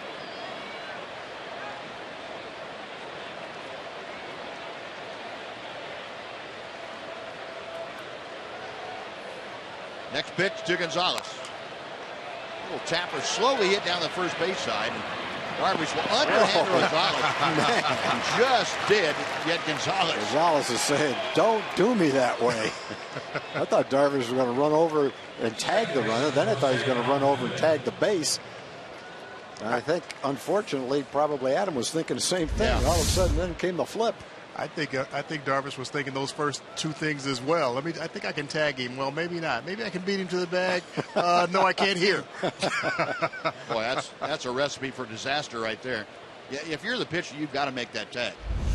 You can't put your first baseman in a position where he's got to worry about where the runner is and where the ball is at the same time. That's a play you work on all the time in spring training, that in-between ground ball.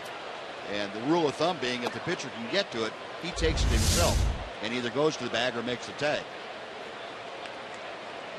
Right there, Rosales almost gets screened out by Marwin Gonzalez. But it worked out for the best. 1 out. Jose Altuve, a hitter. Altuve has doubled and struck out. 1 for 2 tonight. 341 the average. 1 ball and 1 strike.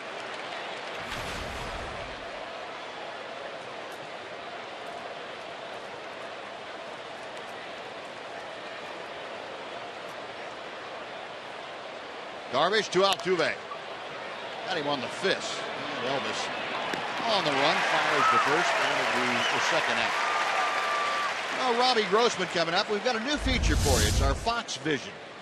It'll help you help us when we talk about certain plays. This is the ball in the gap that was kind of messed up on the throw into second base. And Max, since Buzz and I don't know anything about infield play, you're going to have to help us out on this one.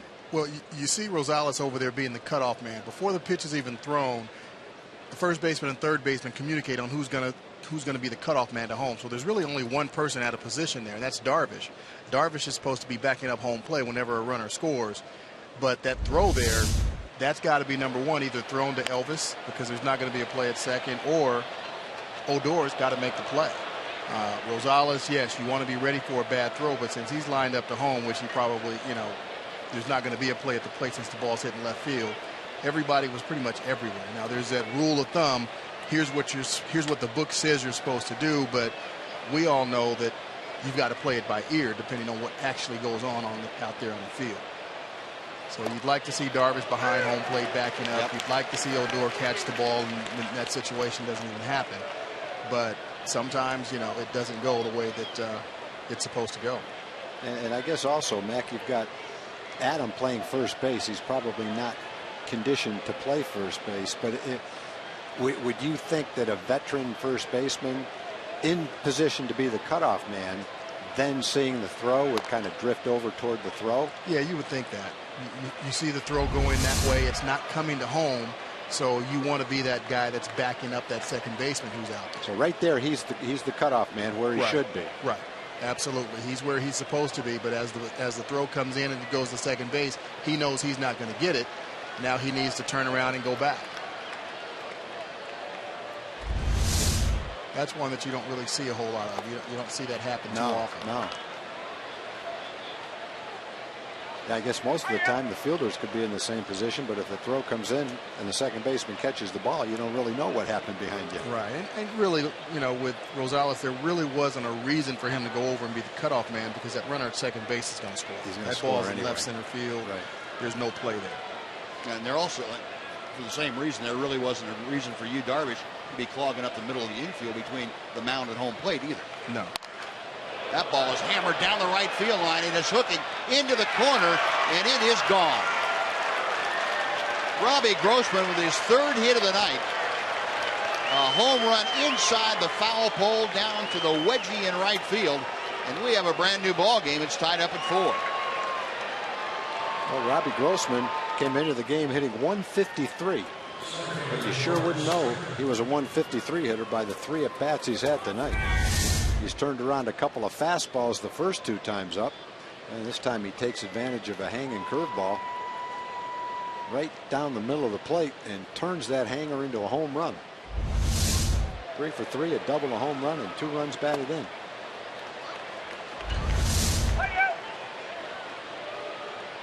.325 down the line. That's about a 330-foot shot. Never got much more than 15 feet off the ground. Well, the Astros now 1 home run shy as a team of 100. They are 3rd in the American League. Springer, a chopper to the right side. Odor will throw on to first, and that'll do it.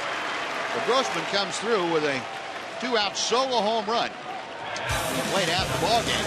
It's now the Rangers 4 and the Astros 4.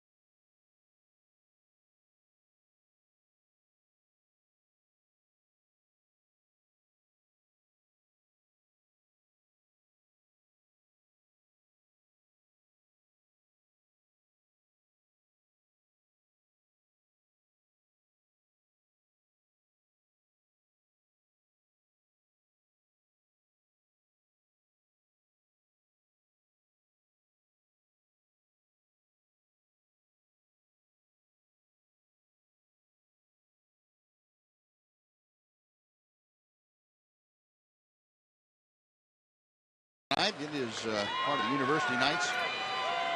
And the Rangers now have been caught by the Astros. A 4-4 ball game as we head to the bottom of the 5th inning. A lot of UNT alums in the ballpark.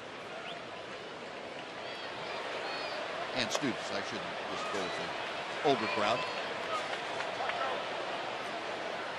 I like those hats. Those hats are pretty nice. Yeah, they are.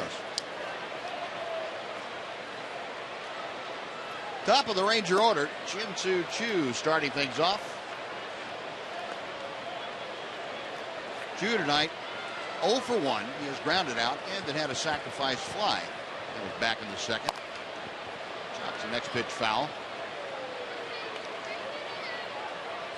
It looks like Keuchel, after a couple of shaky innings in the 1st and 2nd inning, he gave up some hits. He was getting the ball up. The last couple of innings, even though he's given up a couple of hard hit balls in the third, it looks like he's starting to get the sinker down, keep everything down, and that's when he's at the top of his game. Spotting that fastball, getting ground balls. Shin-Soo did not like that call. Borderline pitch down in the way, but I think Keuchel is gradually getting his game back a little bit. See if that's his glove. See if that was out in the chew zone. Yeah. Wow. Pretty close. Well, he hit the glove, but maybe the glove wasn't in the strike zone. Like it was a little off the plate. Not a whole lot he can do with that pitch. No. Well, one gone. Here's Elvis, who is 0 for 2 with a strikeout and a ground out. Anders at 268. Cue shot. Singleton does a 360 and gets Keuchel on the run for out number 2. Now, before Alex Rios steps in, let's take time for a Mazda game break with Dana Larson. Dana?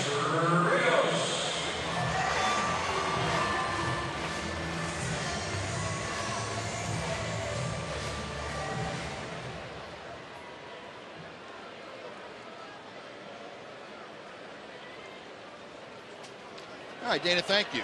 Albert Pujols, home run number 512 in his career. That ties him all time with Ernie Banks and Eddie Matthews on the home run list. There's some great names to be associated Oh, with. man. You aren't kidding. That list, the lists, plural, that Pujols is on, he's got some outstanding company on all of them. he's moving right up. Well, you get a chance to see him starting tomorrow night. Rios, hard hit ball, but Singleton has it at first. He races to the bag, and Keuchel, for the first time now, has a very easy 1-2-3 inning. We played 5. The Astros and Rangers are tied up. Mac, thanks for joining us. We will see you after the ball game on Rangers Live. All right, folks.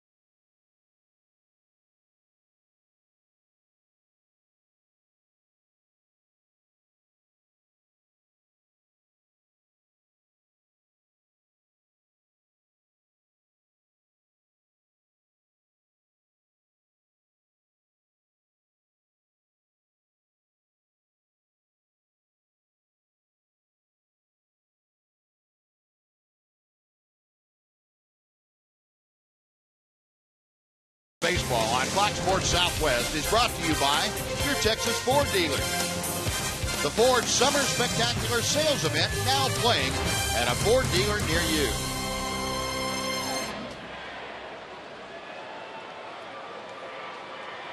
Everything is knotted up at 4. 4 runs on 7 hits for each ball club tonight. John Singleton, the slugging first baseman for the Astros, will lead things off in the 6th against Yu Darvish.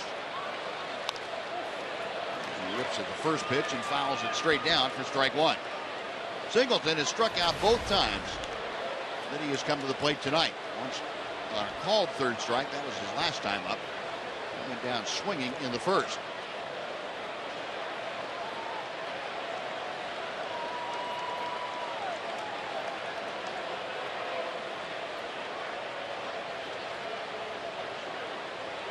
lot of signs being flashed out by Chris Jimenez before they finally settle on one. The pitch is high and outside. The next pitch for Yu Darvish will be number 90 this evening.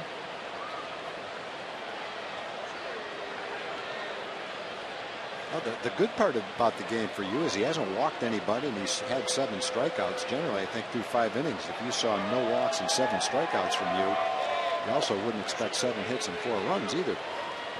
Astros have hit 5 extra base hits, 3 doubles, a triple, and a home run.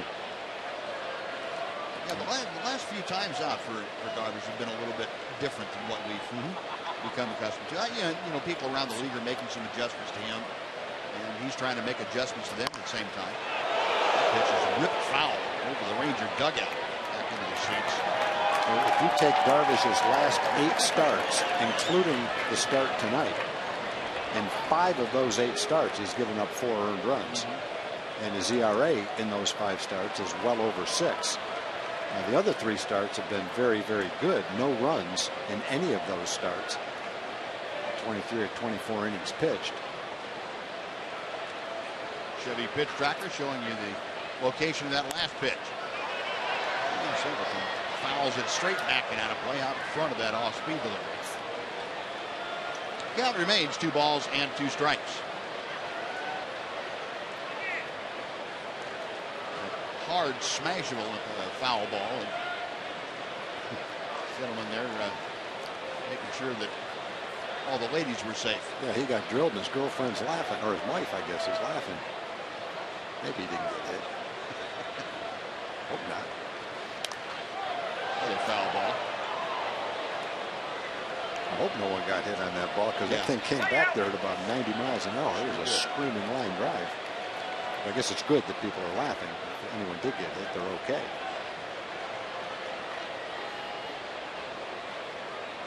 None of them had a glove, though, which is what you suggest. I don't know if it would have helped on that one.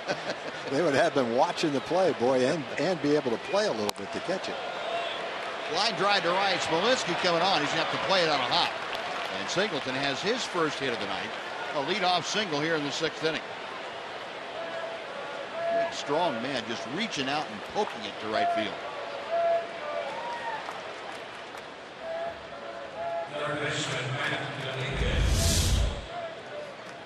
Here's that. Oh, my goodness. Yeah, he got drilled. Well, we wouldn't have shown that if they weren't taking a picture of it. Yeah, it's all over Twitter and Facebook now. Someone good. He took that 90-mile-an-hour rope right in the stomach. I'm sure it doesn't feel very good right now, but it's going to feel even worse tomorrow. Well, looking at the guy, it looks like he's got about a 6-pack anyway, so he's in great shape. He probably can handle that rope off the stomach better than the rest of us could. He may be smiling, but he's not feeling too good right now.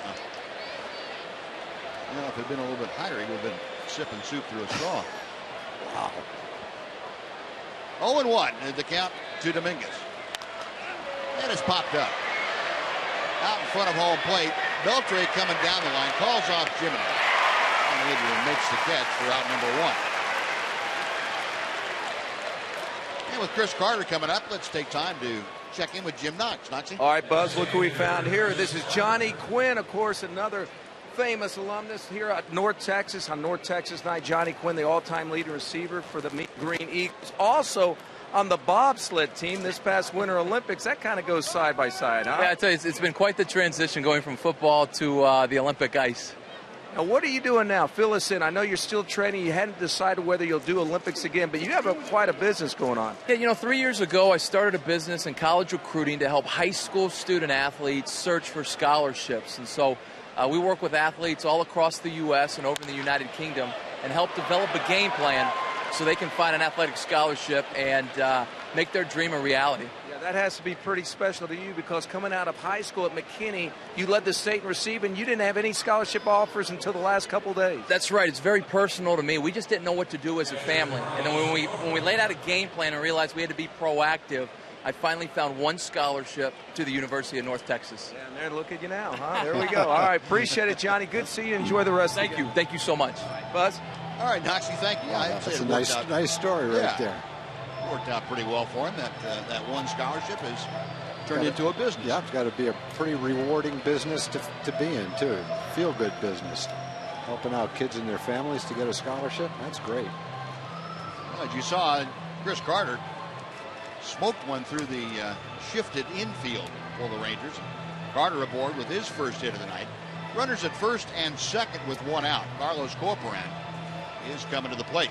Yeah, with all those fielders bunched together like that and you get a ground ball, you're feeling pretty good that you got a shot to get a double play to get out of the inning. But Carter just hit it exactly between two of them, and he hit it hard, so they didn't have a chance to get to it. Folks, we'd like to invite you to watch Chevy Hometown Kids every Saturday morning. It's on at 10 o'clock right here on Fox Sports Southwest, where it's not about the score, it's about the experience. A couple of different kind of smiles there. Corporant 1 for 2, a double and a strikeout. Pitch in the dirt. Nice job that time by Chris Jimenez to keep that ball around home plate and prevent Singleton at second and Carter at first from being able to advance. Singleton led the inning off with a single to right field. That was followed one out later by Carter's smash up the middle. Darvish a check of the runners and the 1-0 pitch. That evens the count.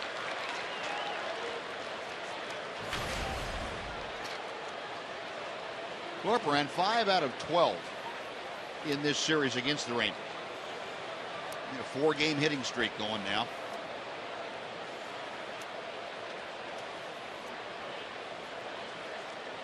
Darvish back to him.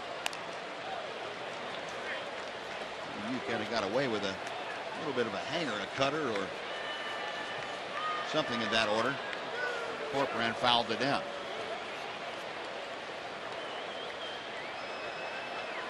One ball and 2 strikes. Astros now with 9 hits in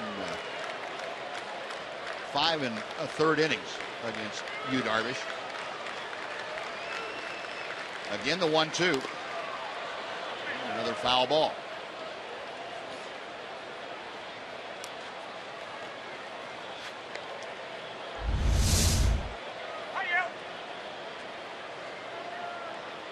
Looked like that might have been a splitter.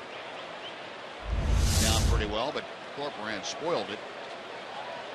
Well, Corporan has swung at some pitches well out of the strike zone. One of them was in the second inning when he golfed a double off the wall in right field.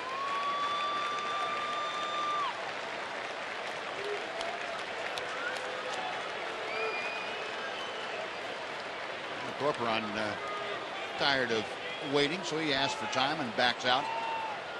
Jimenez again having to go through a lot of different signs, and Darvish uses about 7 different signs, various pitches and movements. Now the right-hander has one he can work with.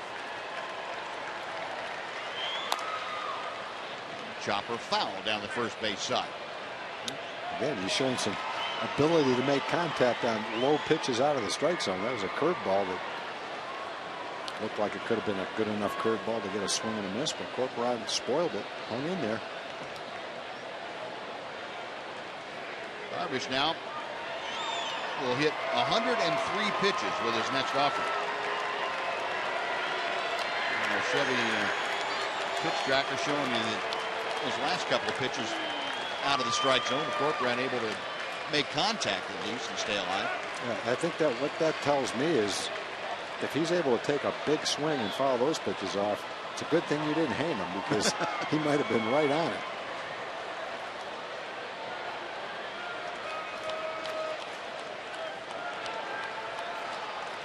Darvish okays the sign.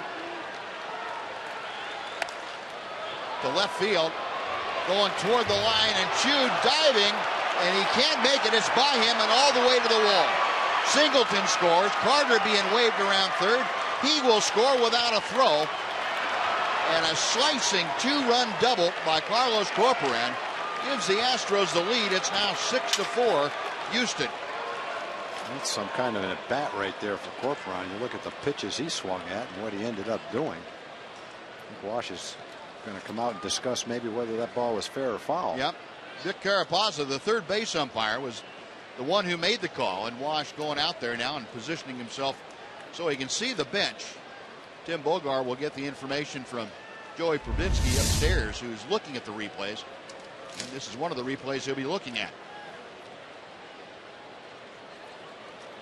Boy, that's tough to tell. Looked like it landed on the line, didn't it? It sure did. Yeah, there it is, right in the middle of the chalk. Now, Ron Washington has asked for the review, so the challenge has been issued, and Carapazza and the home plate umpire and crew chief, Bill Miller, will get the headsets and get hooked up to the replay command center in New York. Had a replay last night, a challenge last night. The call was overturned. We'll see how this fares tonight, but it sure looked like on the replay we saw that ball, there may not be perfect visual evidence.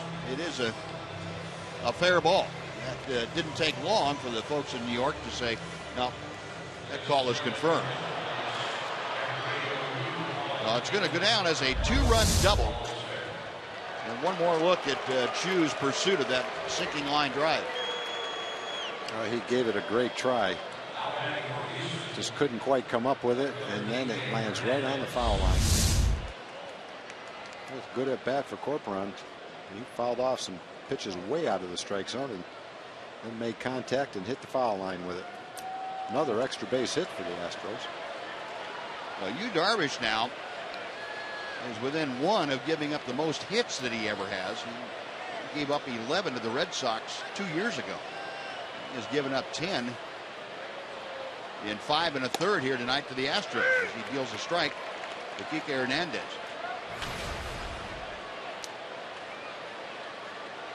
And he's within 1 run of tying his all-time worst, if you will. Gave up 7 to the Oakland A's. Fly ball to right field. Smolinski coming on. He's able to get there in time to make the grab. That is out number 2 with Corcoran going back to second. And we'll bring up Marwin Gonzalez.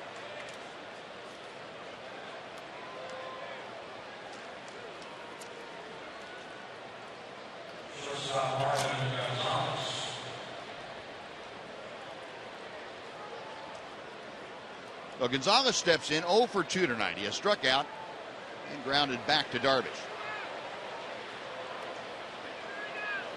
Astros 6 runs on 10 hits tonight. Rangers 4 runs on 7 hits. Corcoran, the big blow in this inning, his second double of the night. This one plating 2 runs. And Gonzalez fouls off the first pitch. It's 0-1.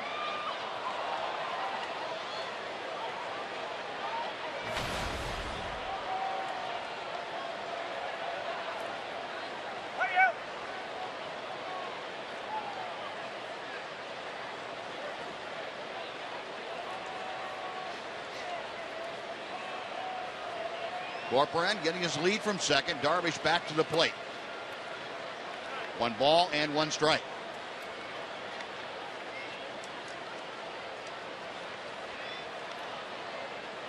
Well, no action as far as throwing in the Ranger bullpen. Darvish up to 107 in the pitch count department. But some guys moving around out there. Aaron Pareda doing a little stretching with the bands.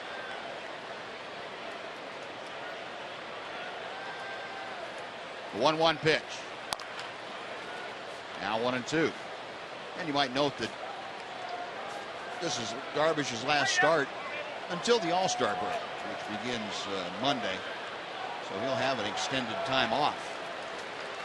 And the pitch count could be expanded a little bit tonight without fear of having him have to come back on normal rest or even short rest. Oh, he's throwing a lot of strikes, 77 strikes, only 31 balls. Fortunately, the Astros just been putting the ball and playing, hitting well. And Gonzalez gone on strikes, but the Astros regain the lead. They get 2 runs on 3 hits and strand 1. 5.5 in the books. Astros 6, Rangers 4.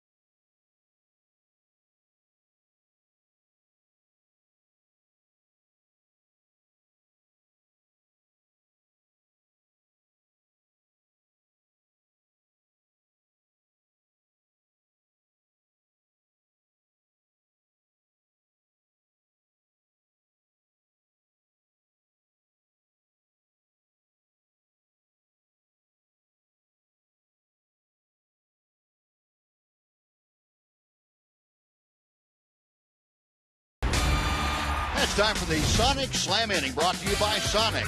Tonight's jackpot is worth $1,200 and dinner for two at Sonic Drive-In. Tonight, the Rangers are hitting for Don Glass from Plano. And if a Ranger hits a grand slam this inning, Don Glass from Plano will win $25,000. You can register at any participating Sonic restaurant.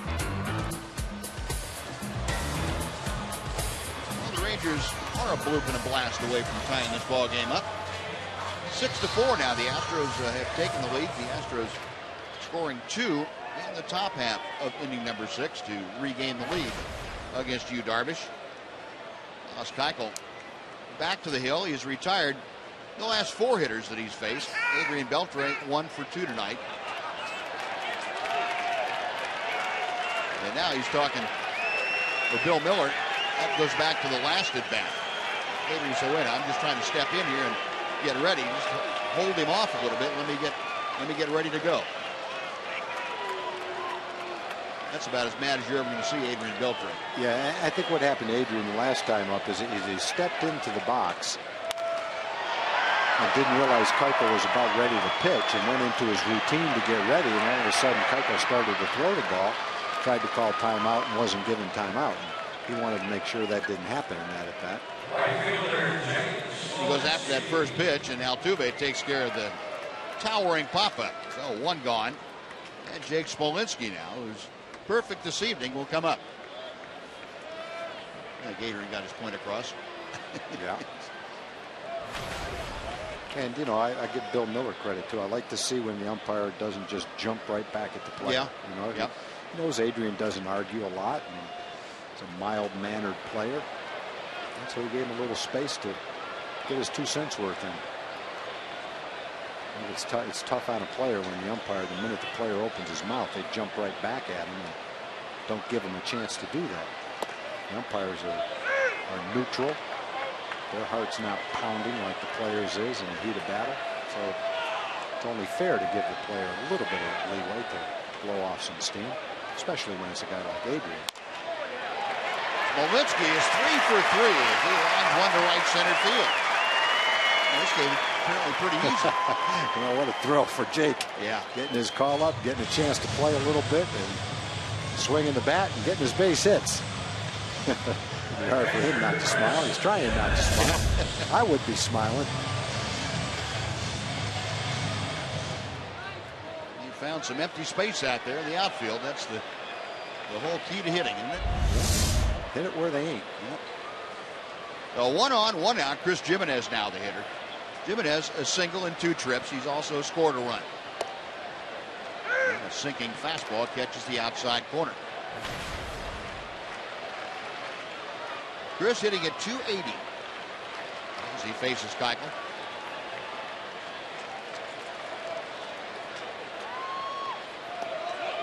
Check swing, the pitch in the dirt. And it gets away from Corcoran, so Smolinski down to second. And there was an appeal down to first on the check swing, and Jimenez charged with a swing. It'll be no 0-2, but the wild pitch gets Smolinski in scoring position. Yeah, a couple of nights ago, Jake came into a game and went 0 for 2. Then he struck out his first 2 times up in last night's game. Since that time, he's had 5 straight hits. Another pitch in the dirt. This one blocked nicely by Corcoran. 1 ball and 2 strikes. Smolinski with 3 of the 8 Ranger hits tonight off of Keuchel.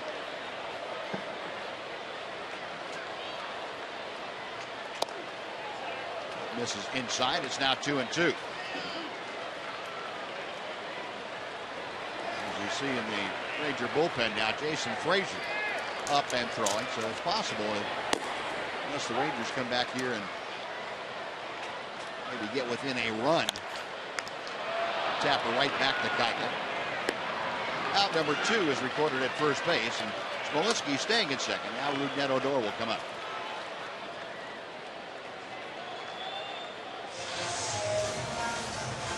You may have seen the last of HOU Darvish for tonight and before the All-Star break. Rangers, by the way, 8-3 when Yu Darvish strikes out 8 or more. He has struck out 8 tonight. So you would say the odds are pretty much stacked in the Rangers' favor. But somebody forgot to tell the Astros. Yeah, I'd be really surprised if Yu doesn't pitch in the All-Star game. We're looking at 5 days rest, right? Yeah. And the first time he's been either A, healthy or B, available. Yeah. Yeah. I think one of the things the manager is looking for is guys that are well rested coming into that game. So he'd be a prime candidate to pitch. Check in with Emily Jones, Em. Yeah, you did talk about, the prospect of playing in the All-Star game, obviously something he did not get to do last year. Someone asked him if he thought he deserved to be the starter. He quickly replied no and said he felt like that nod would go to Felix Hernandez. And I followed up by saying, is he anticipating that and does he want to pitch in the All-Star game? And he said absolutely. It's a once-in-a-lifetime opportunity, and he would absolutely jump at the chance to be able to do that in Minneapolis. Thank you. I'm guessing he's going to get that chance. I would think so. 1 ball and 2 strikes. Odor waiting. And he hits a 2-hopper out to his counterpart, Jose Altuve. That'll do it for the Rangers in the 6th inning. No runs, a hit, and 1 man left. On to the 7th we go at Globe Life Park. It's the Astros 6 and the Rangers 4.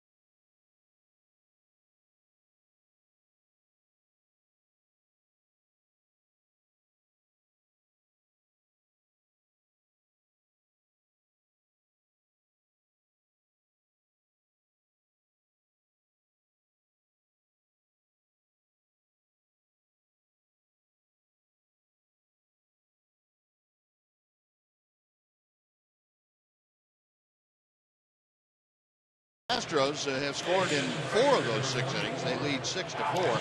Rangers scored all 4 of their runs in the first 2. Astros 6 extra base hits, 4 doubles, a triple, and a home run off of Yu Darvish tonight. 6 runs, the most earned runs he's allowed, the most runs he's allowed, period, in the game against the Astros. And the most earned runs, ties for the most earned runs that he's allowed this year. And we go to the 7th inning, and Darvish's night has come to an end. It'll be the veteran right-hander Jason Frazier on now. 37th game for Jason. Pitched 28 innings. Definitely kept the ball in the ballpark. He's only given up 1 home run. More than a strikeout per inning.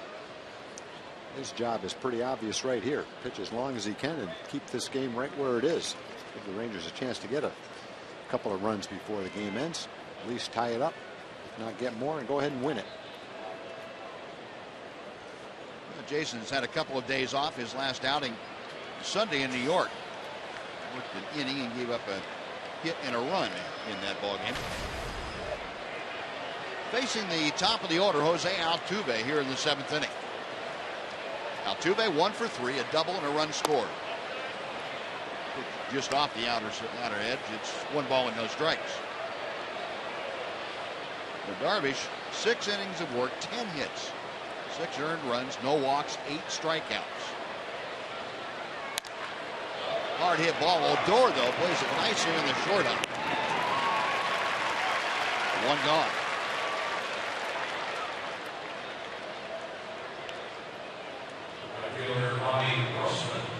And that'll bring up Robbie Grossman. Grossman single, double, home run. So he's a triple shy of the cycle. He is 3 for 3. 2 runs driven in. And this is a guy who was in an 0 for 28 as the game started. I think that's breaking out pretty good. Funny game, isn't it? Yeah, it is. Can't buy a hit. Now he's hit 3 balls right on the sweet spot. Through his ropes. Well, he had pretty good preparation though for it. When he was called up from AAA, he was in the middle of an 18-game hitting streak. Was he? There, yeah. So this is just kind of a continuation of that for him after a night off. He's probably feeling a little bit different at the plate than he was when he was 0 for 28. I would think so. 0-2 now as Frazier pops the first 2 in there.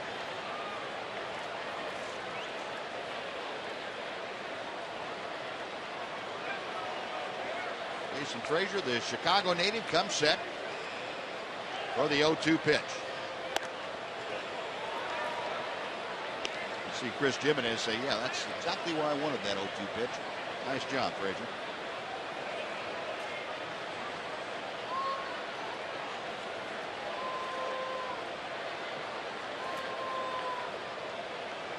Next pitch.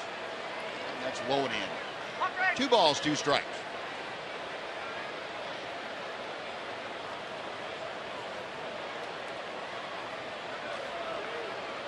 Grossman with the 3-hit night. That average up to 174 for the year. That's 21 points higher than he began things. He's going to add another one to it, a single to center field. But between Grossman and Smolinski, there hasn't been an out between the 2 right fielders. Well, remember the 1 inning that George Springer came up and made some great plays. Here's a Fox vision, and Tom, take it over. You can talk about how much ground he covers. Yeah, what it's going to show is how far he has to go to make the play. What it won't show is how quickly the ball gets there. So he has to go 50 or 60 feet to catch that ball. He doesn't have much time to get there. On this ball to right center field, he's got to go a little bit farther, but he has a little bit more time to get there because it's kind of a slicing line drive fly ball. In either case, what it shows is the speed that he has and his ability to run down a ball in the gap. He's got excellent speed, and he showed when he went into the wall that he is fearless too. Yeah, that ball in right center, you have to worry about the wall. That was a good thing. Yeah, he was able to go full out. Now that ball to right center, right before that pitch, he had moved back probably 6 or 7 feet. I think he would have caught it anyway, but it made it a little bit easier in the position he was in when the ball was hit. You know, we talk a lot about closing speed, about how much ground an outfielder can make up on a ball, and that's a great tool to show you exactly what we're talking about. Yeah, he can. There's a lot of guys that have the speed to close on a ball, but they don't close on a ball when it's in the wall like that. Right. He just kept on going. He didn't slow down a bit. Most guys will get to the wall, look at the wall, look at the warning track, shy away just a little bit, and then make some type of an effort to jump into the wall. And sometimes they come up with it, but not many guys will sprint head first and not slow down a bit, knowing they're going to take that shot into the wall. I remember Inky one time in the old ballpark, Pete Incaviglia. He ran into that wall, all 230 pounds of him, and he bounced off that wall and bounced back up like nothing happened. Like he moved the fence back a foot. 2-1 the count to Springer. Grossman at first. The pitch to the plate is hit in the air to deep right field. Going back is Smolinski. He is at the wall, and that ball is gone. Springer showing you some opposite field power, a 2-run blast. And that ups the Astros lead to 8-4.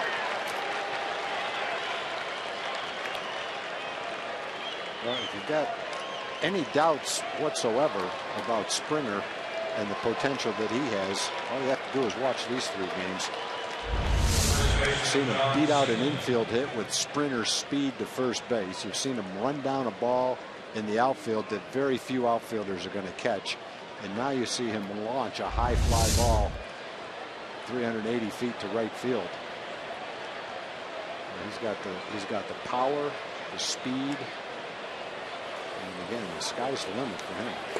19 home runs now and 50 RBI for a guy that didn't get started until the first week in May.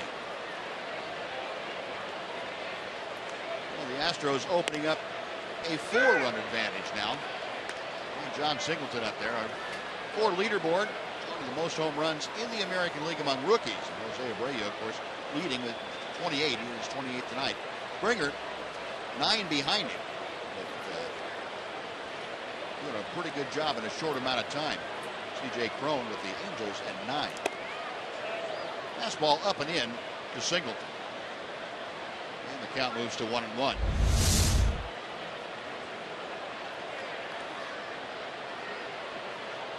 Takes Malinsky back there and trying to run through that that opening that opened up after he ran into it. Singleton, a cut and a miss. It's 1-2. You gotta yell when you're going back there for somebody in the bullpen to open that gate for you.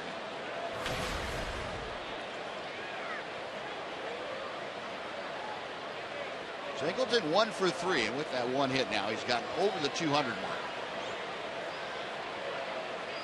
He has had consecutive multiple hit games last night and the night before. First time in his young career. Gets spun around by that fastball up and in from Jason Frazier.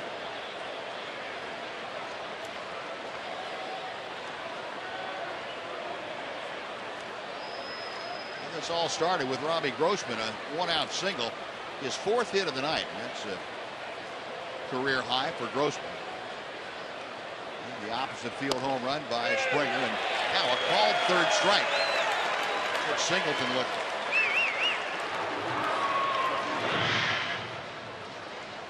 A well-located Jason Frazier fastball. Well, you see the glove on the outside corner, and actually comes back a little bit toward the plate and just touches the bottom of the strike zone. See the sinking action on the ball as it goes down. Very difficult pitch to hit. Springer's not sure it's a strike. And it was a borderline strike, but it was a strike. Oh, 2 away, bases empty. Here's Matt Dominguez. I said Springer, I meant Singleton. I think in the future years they may be interchangeable in that order because they're going to be together for a while, it looks like. You know, you've got a chance to see a bunch of those guys in the same spot in the lineup. Altuve is going to be the leadoff hitter for a long time. And you've got Springer, Singleton, and Dominguez probably going to bat in the same spot. Nice play by Rougned Odor. You may see him for a while, too. That'll do it, but the Astros tack on a couple on the 2-run George Springer home run. Bottom of the 7th coming up, 8-4 Houston.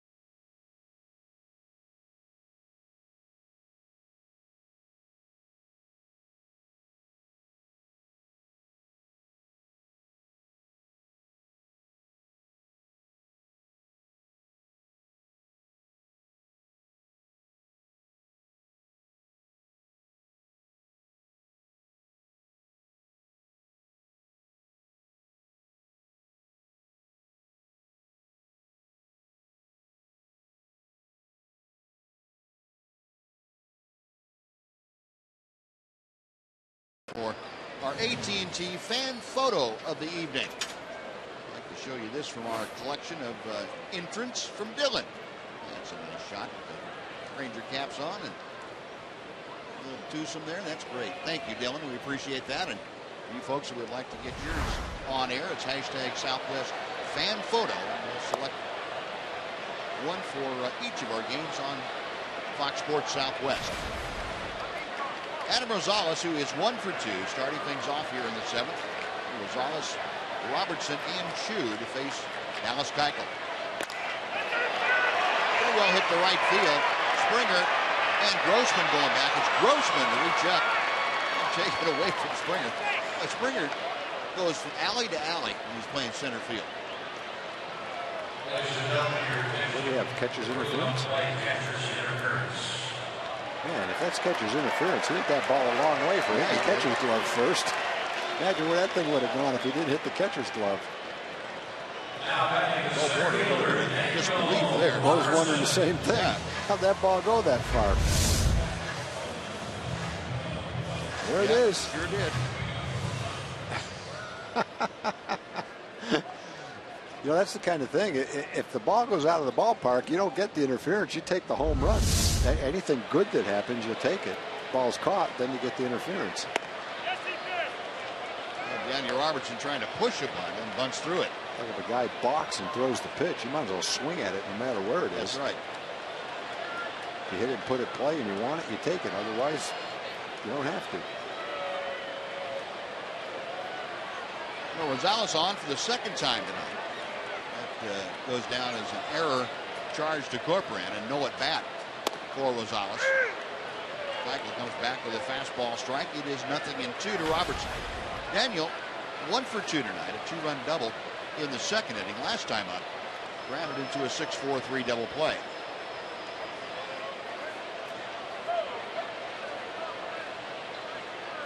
Keuchel with the 0-2.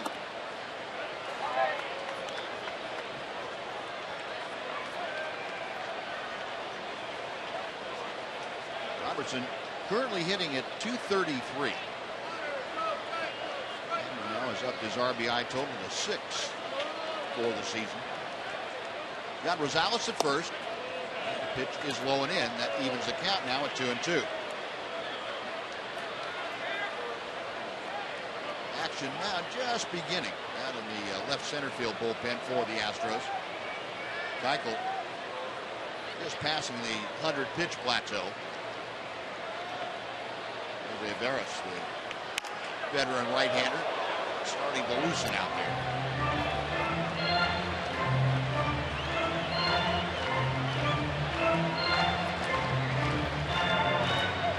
Rangers trying to come back and get this win, snap their 3-game losing streak and also the 4-game losing streak they have playing the Astros.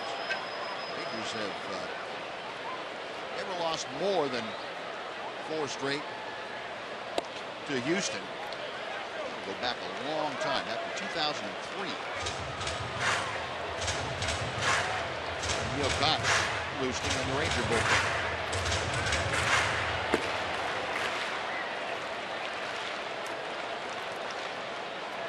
Take it back, the last time the Rangers lost 4 was back in 2002. Back even further than I thought it was, 14 or 12 years ago. Robertson chops and foul. We'll try it again at 3-2.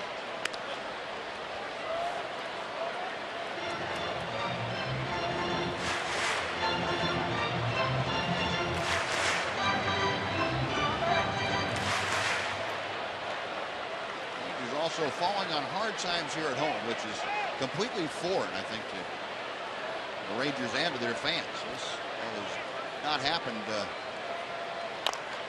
very rarely.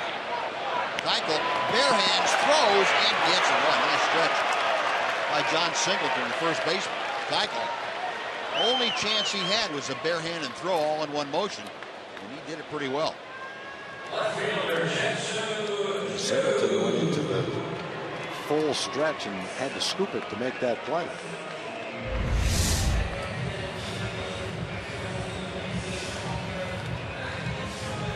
The sinker, and Singleton's able to make the play on it.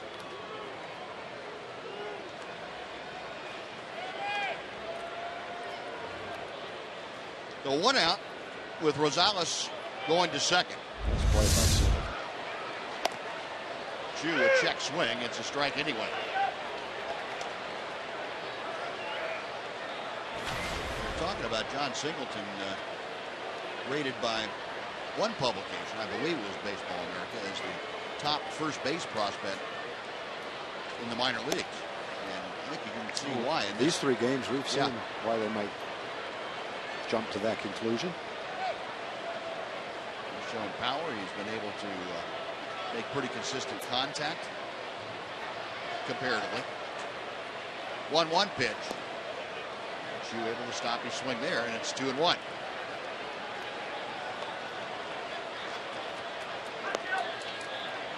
Take a look at Keuchel's pitches inning by inning. He had some trouble in the second and third as far as high pitch counts. The first was almost 20 pitches. Since then, he got it together. He has pitched very consistently. HOU lost a fly ball to shallow left field. Hernandez coming over. That is out number 2. Back to second is Rosales. And now Elvis Andrus will come up. We'll see if Cole Porter is on his way out. Let's take time right here for a Mazda game break with Dana Larson. Dana?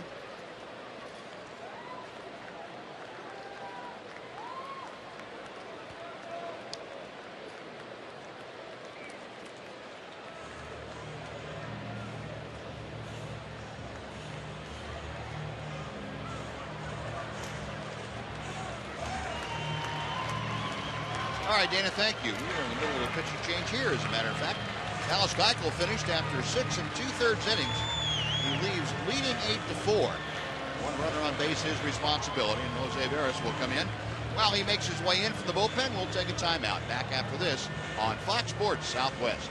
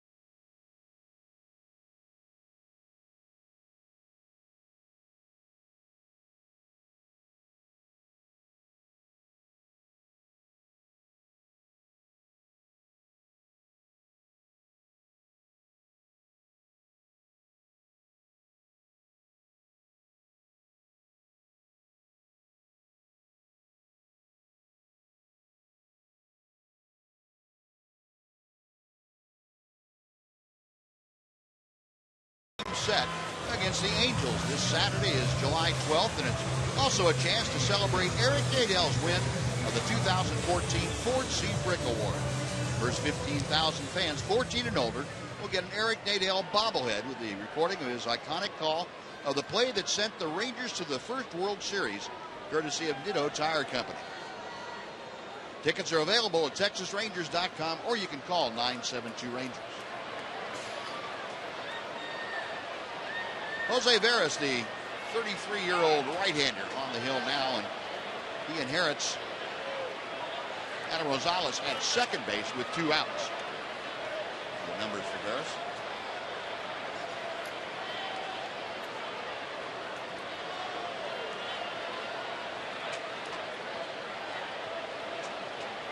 Elvis Andrus 0 for 3 tonight, a couple of ground outs and a strikeout. First ball swinging. Gonzalez on a toss, and that'll do it.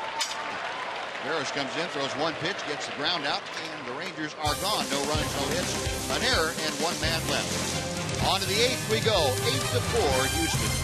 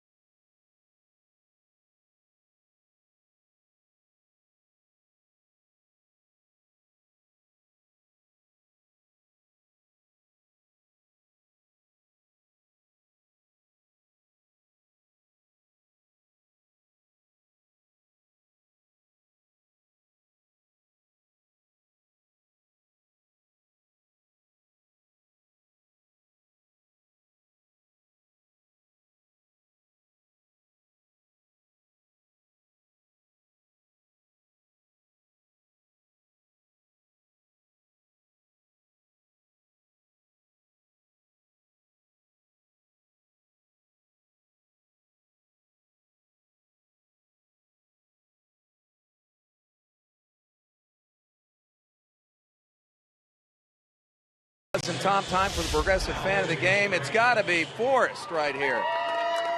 Forrest, believe it or not, this is a going-away party. Longtime Ranger fan. Where are you moving to, Forrest? I'm going to Colorado. Okay, Colorado. You're going to be what? I'm going to be a lumberjack. A lumberjack. That is a true story, Tom. True story. This is his dad. He's going to be a lumberjack, right? That's true. That's true. All right. Big-time Ranger fan. Love cheering the Rangers on, but right now he has lumberjack duties to do. And Forrest, congratulations, progressive fan of the game. Anything else you like to say? Just go Rangers! Oh, you got a piece of chicken in that. Let me get that out there. Okay, perfect. All right, good luck to the lumberjack. Now, what else would a guy with the name of Forrest be? Got to be a lumberjack, right? Yeah. Well, Neil Cott's on to start the 8th inning for the Rangers. 8-4 Houston on top, and Cott's working to Chris Carter to start things off. Carter 1 for 3, a single and a run scored. That came back in the 6th inning. There are the numbers for Neil Cott's. Pretty heavy workload for the left-hander this year. This is his 42nd appearance. 1-1 the count.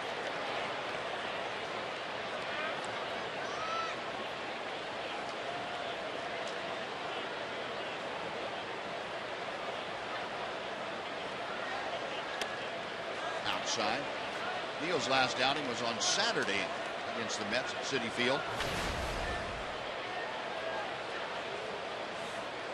Working inning of scoreless relief, had a couple of strikeouts. Swing and a miss, and the count is now 2-2.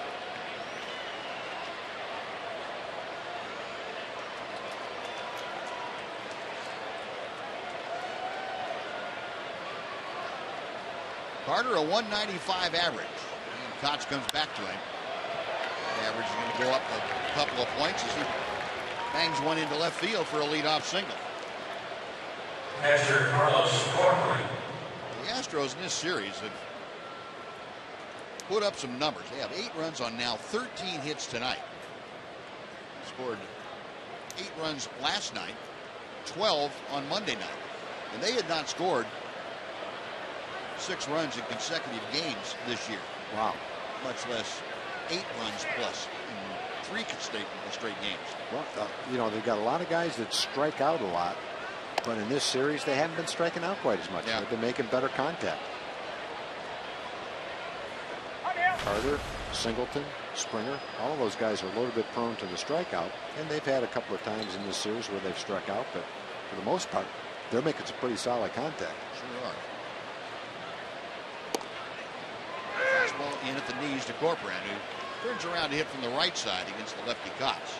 Corcoran, a pair of doubles tonight. He has scored a run. He's also driven in a pair. 16, make that 17 RBI. The Astros catcher.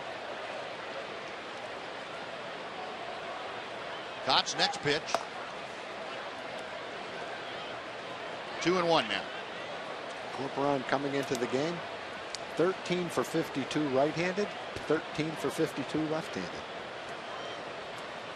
That's pretty consistent. Completely unbiased. Does have 10 RBIs though, left-handed, only 5 right-handed.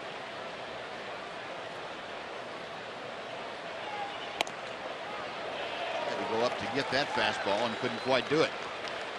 2-2 now. Carlos taking a walk halfway back to the dugout. Don't know whether he was just talking to himself or he'd forgotten how many strikes there were.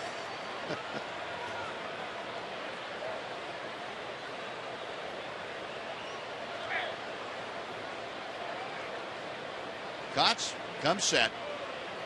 And the 2-2. Got him swinging. Same pitch back to back. And the same result back to back swings. And that is out number 1. Kike Hernandez now will step in.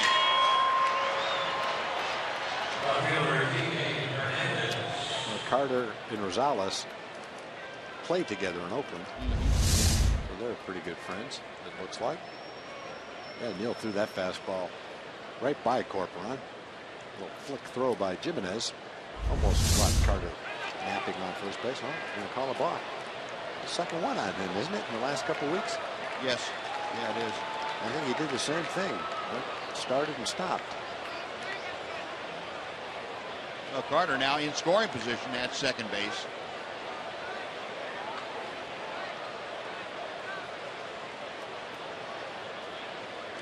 Kotz set the first pitch. High and tight.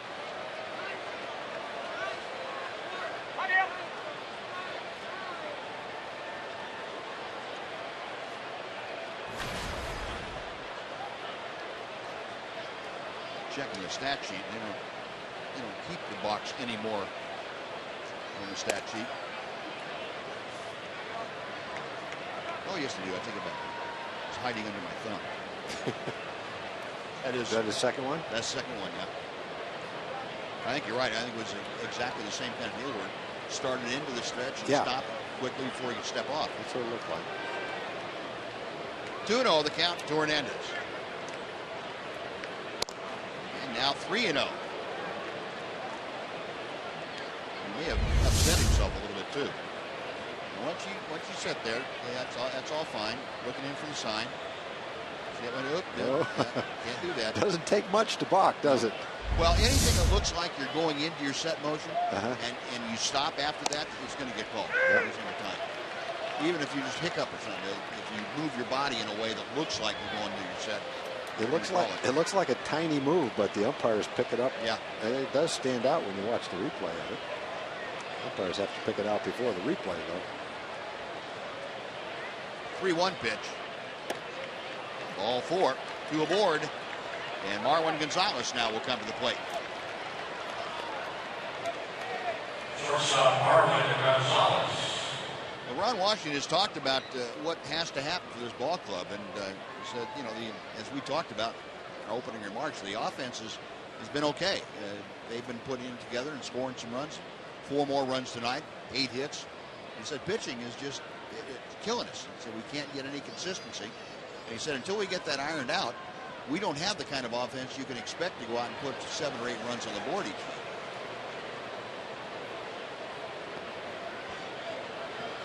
Until that gets ironed out, it's going to be a hit and miss on the W's. Gonzalez 0 for 3, a couple of strikeouts and a ground out. He takes inside for ball 1. And let's go down to Emily Jones again, Em. And just to your point, guys, obviously it's a trickle-down effect. So I asked Wash last night how difficult it is right now to manage the bullpen with the guys he's got coming in and out, and 2, with the guys like Kotz and Frazier, who he's used so much. And he said, well, it is difficult when you're using so many guys this early in the season. And that's been a problem. Well, that solves a lot of problems. That ground ball double play, the 6-4-3 swing count. And that takes care of the Astros in the 8th inning. After 7.5, it's Houston 8 and Texas 4 on Fox Sports Southwest.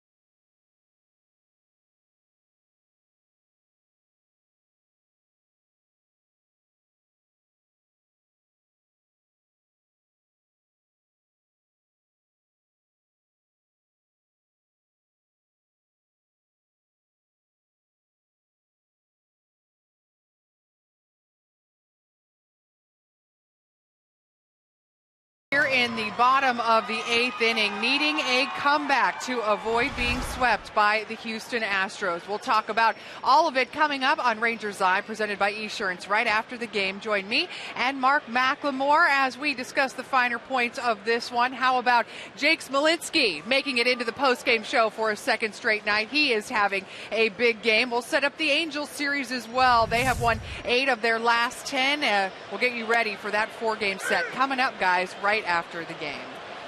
All right, Dana, thank you. The Rangers, a couple more opportunities. They can't climb back against the Astros here. They're starting off the 8th with Alex Rios facing Jose Veras. Rios, Beltre, and Smolinski.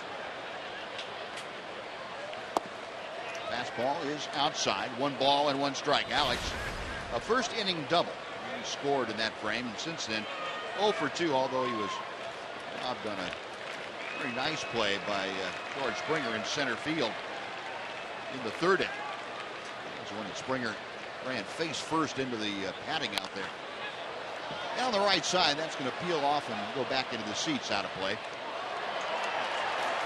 And speaking of that, how about our AT&T U-Burst rewind?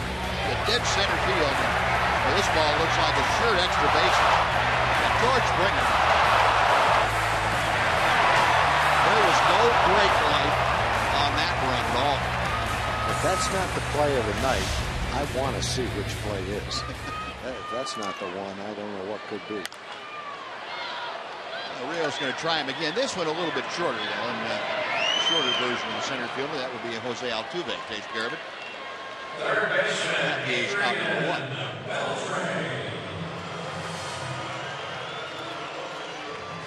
Now next is Adrian Beltre. Beltre drove home Rios in that first inning. Adrian with his 49th RBI of the year.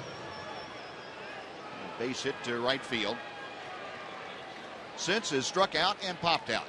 1 for 3 tonight, hitting .333 right where he began the evening. 1 ball, no strikes.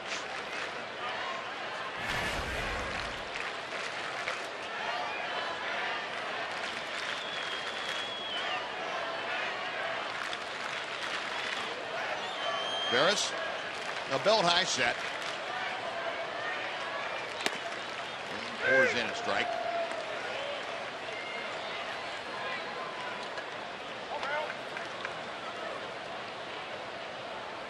Veras has bounced around throughout his professional career.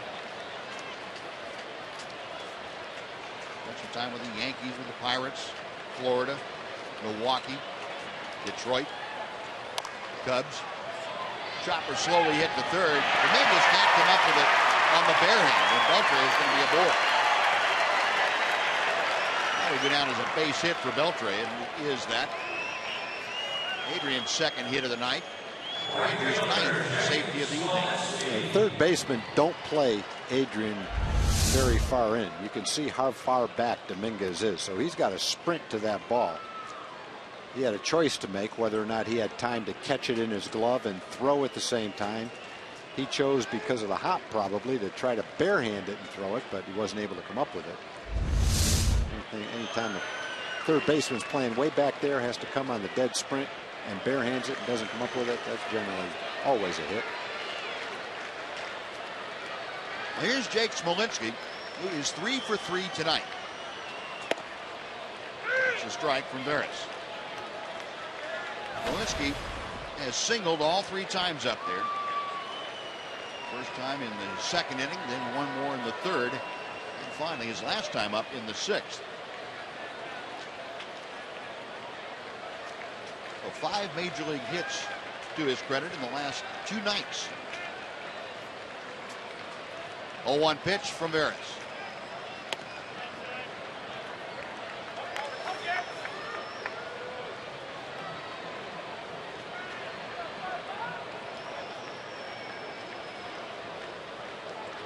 Smolinski, a 25-year-old. Also spent time in the Nationals organization as well as the Marlins organization. 1-1 pitch. Foul ball to 3rd. Bobbled by Dominguez, who recovers and can't get it. everybody's safe on the air for Dominguez.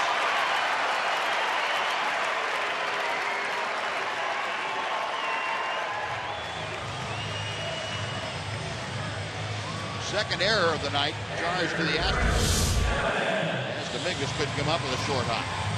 Second tough play. That ball takes a little hop on him. Unable to come up with it.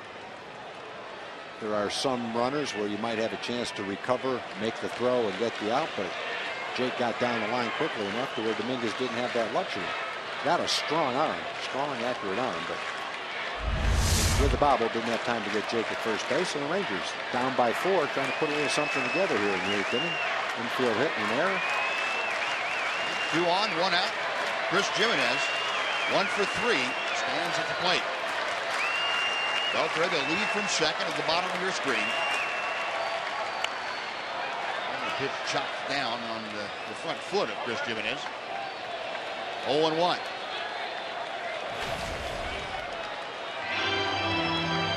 Jimenez, a .277 hitter. He has driven in 10. He's trying to give the Ranger faithful their rally caps on, something to feel even better about.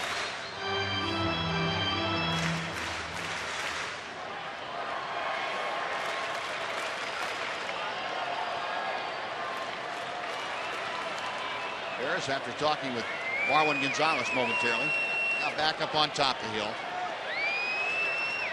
Big right-hander peering into the sign, has the one he wants.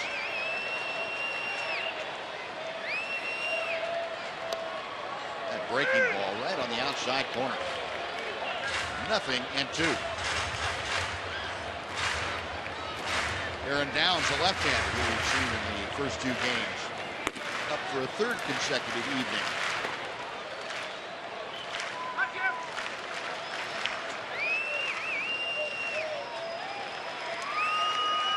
Jimenez waiting as Veras sets. Another breaking ball call, strike 3. Jimenez does not agree with Bill Miller and shakes his head as he walks back to the dugout. And that is out number 2. Big breaking ball. Hit the outside corner. Just barely. Borderline pitch. Borderline pitch went Veras' way. I think it was probably a little bit better pitch than Chris thought it was. But definitely a pitcher's pitch all the way.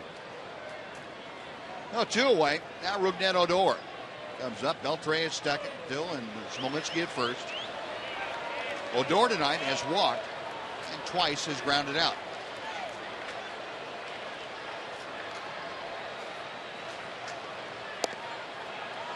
Low and inside for ball 1.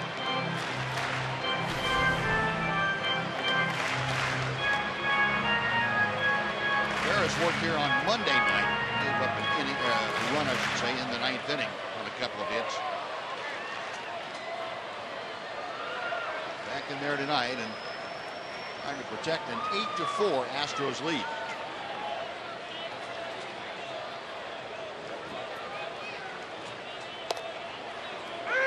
Put something off and got the outside corner.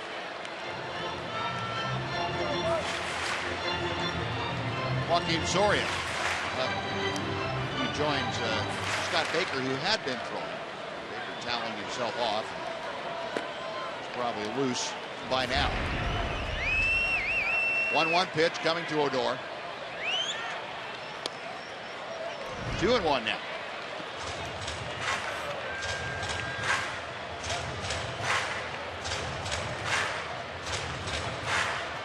Veras came on with 2 outs in the 7th inning. Got Elvis Andrus to ground out on 1 pitch. Then in the 8th, got Rios to pop out. Gave up the infield hit to Adrian Beltre. The error by Dominguez on the Smolinski grounder. And a strikeout of Jimenez. Odor pops a foul, backing out of play, and the count evens at 2 balls, 2 strikes.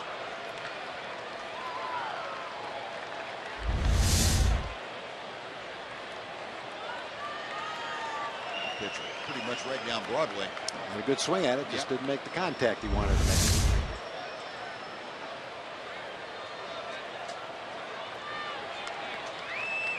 Vera sets. A check of Beltre at second. And a ground ball slowly hit out to Altuve. On to first. Odor out by a couple of steps. Rangers gone in the 8th inning. No runs, a hit, an error, and 2 men left. The 9th inning is coming up here at Globe Life Park. The Astros leading the Rangers 8-4.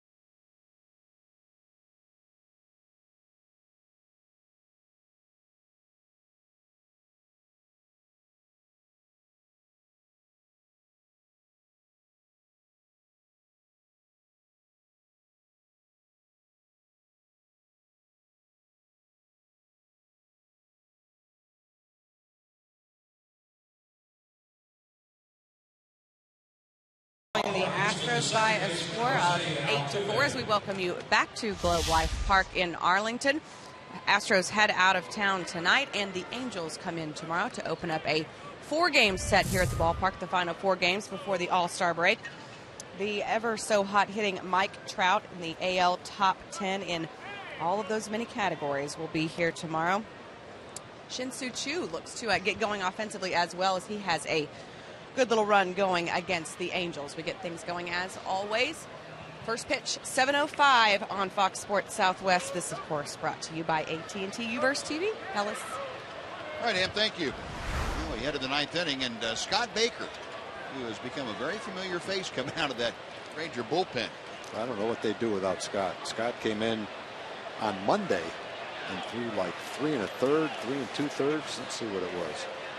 3 1/3 innings of relief on Monday to kind of save the rest of the Ranger bullpen in that game on Monday. And now he's going to try to close out this game, the 9th inning of this game. He's pitched in about every role you could pitch in. He's pitched long relief. He's had 3 or 4 outings of more than 5 or 6 innings. He started 3 times. And now he's pitching at the end of the game for the 2nd time in 3 days. He gets Jose Altuve to pop out to start the 9th inning, and Altuve now 1 for 5 tonight. As Rosales takes care of the pop fly. 1 gone for Robbie Grossman. Scott Baker, he must have one of those arms that you go out and shake a couple hands and he's loose, ready to go. Well, I give him credit. He's had a role this year that you really can't define what the role is. It's just pitch whenever they ask you to pitch, whatever the role might be. And he's answered the bell. I doubt there's a pitcher in baseball that comes close to duplicating the role that he's had this year. And not anymore. Not like this. No. You tried to do that with a lot of guys. Their agent would be on the phone the next day. Hey, lay off my guy. Yeah, I give Scott a lot of credit, boy. Yep.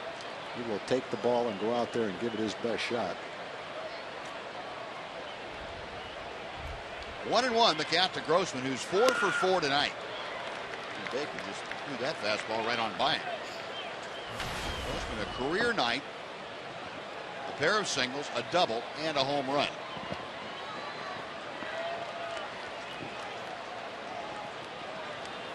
Baker's 1-2 pitch. Got him swinging. Well, that's the same guy that went 4 for 4. Scott just blew the fastball by him every time. The ball away from him a little bit. Not much much Grossman could do. No, good movement, good location. Snuck it right by him. Well, very quickly, 2 outs here in the ninth, and George Springer up for his 5th at bat. Springer is 2 for 4, infield single, and a 2-run home run.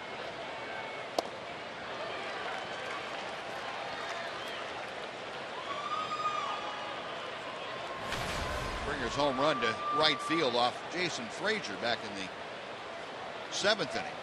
His 19th of the year, 50 runs driven in.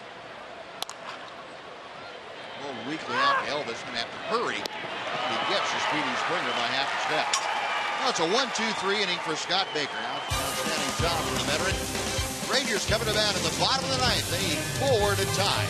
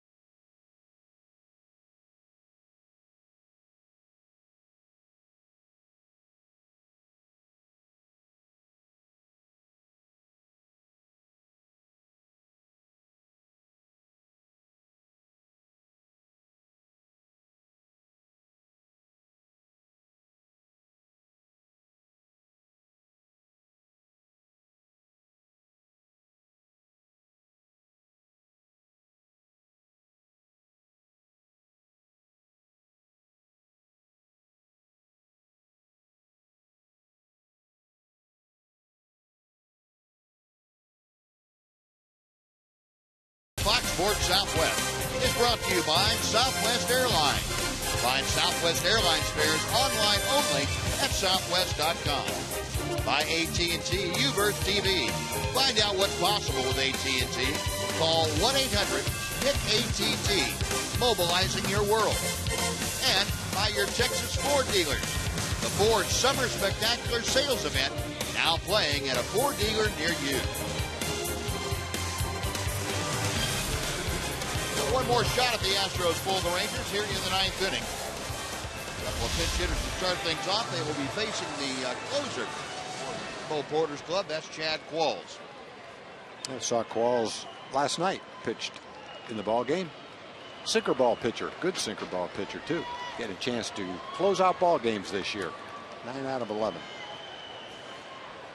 And the Rally Caps out here with a crowd of better than 31,000. And Leonis Martin pinch hitting to start things off. He is hitting for Adam Rosales. He takes strike 1. Martin, a .274 hitter with 5 home runs, 27 driven in. Rounds one to the right side. Altuve plants, throws, and gets it. Well, 1 gone. And Ron Washington will go to the bench one more time. Come off of the left-handed hitting Carlos Pena. Ladies and gentlemen, your attention please. For the Rangers, number 21, Carlos Pena. Is in for Daniel Robertson. Carlos Pena, number 21, is in for Robertson. Daniel Robertson finishes tonight 1 for 3, and Carlos Pena steps to the plate, hitting 152, a home run and a couple of RBI. Daniel had a big hit for the Rangers early in the game in the 2nd inning. He had a bases loaded double driving a couple of runs. And a ground ball, 1 big hop down to first baseman John Singleton. Takes it to the bag. Rangers now down to their last out.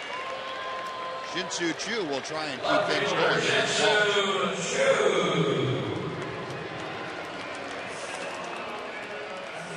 Yeah, this rally cap isn't working the way they promised. Well, the dad brought his little boy out to teach him about baseball. You got to teach him about the rally cap, too. Little guy's not too sure about that one. Shin-Soo Choo, a ground out, strikeout, and fly out. He's also had a sacrifice fly that drove in his 32nd run of the year. Walls firing that sinker to the inside corner for strike one.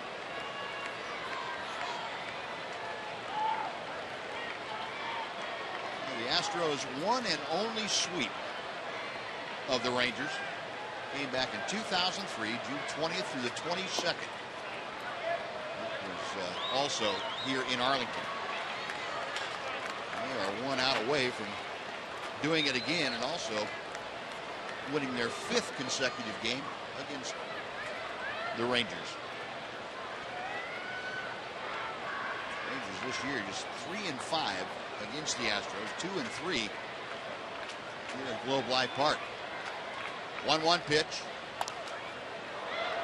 Now a ball and 2 strikes.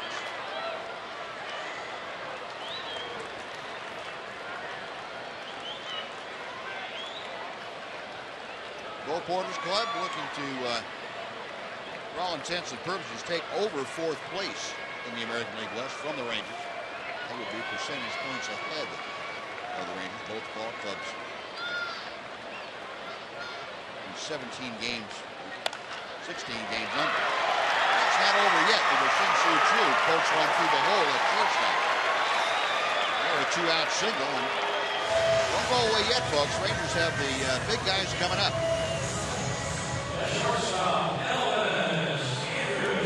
Choo with his first hit of the night. Rangers with their 10th hit of the something they've been doing with pretty good frequency of late. 10 or more hits. Well, you know, if you've got the pitchers that you expected to have at the beginning of the year, and one of them is on the mound pitching a decent ball game tonight, 4 runs and 10 hits, looks okay. Yep. Elvis takes a strike. Andrus 0 for 4.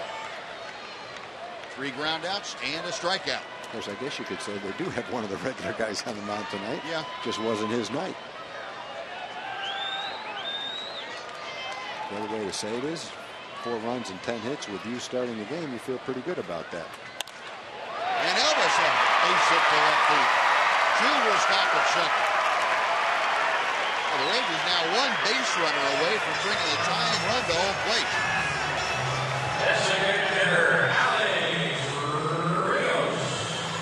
Back-to-back 2-out swats for the Rangers.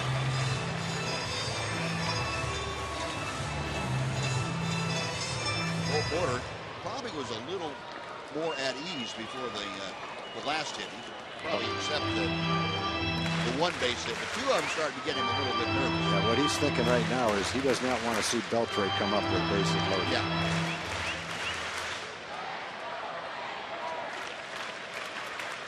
Beltre be with a 4-run game. That would be the one thing you didn't want to see is Beltre come up as the tying run.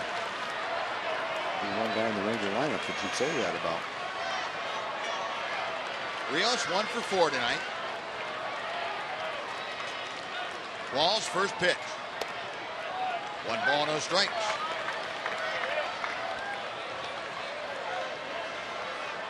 Alex base hit was a double back in the first inning.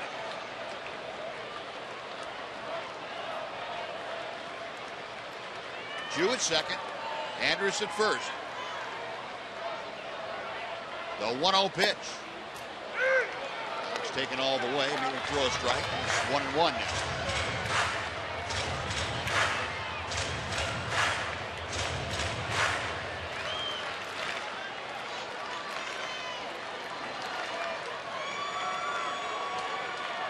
Corporate flashing the signs out. Ball's ready. 1-2.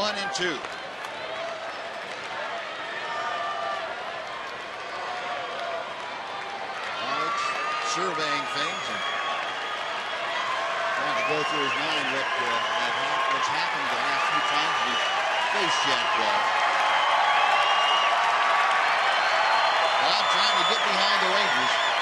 They can encourage them to continue this comeback. The 1-2 pitch.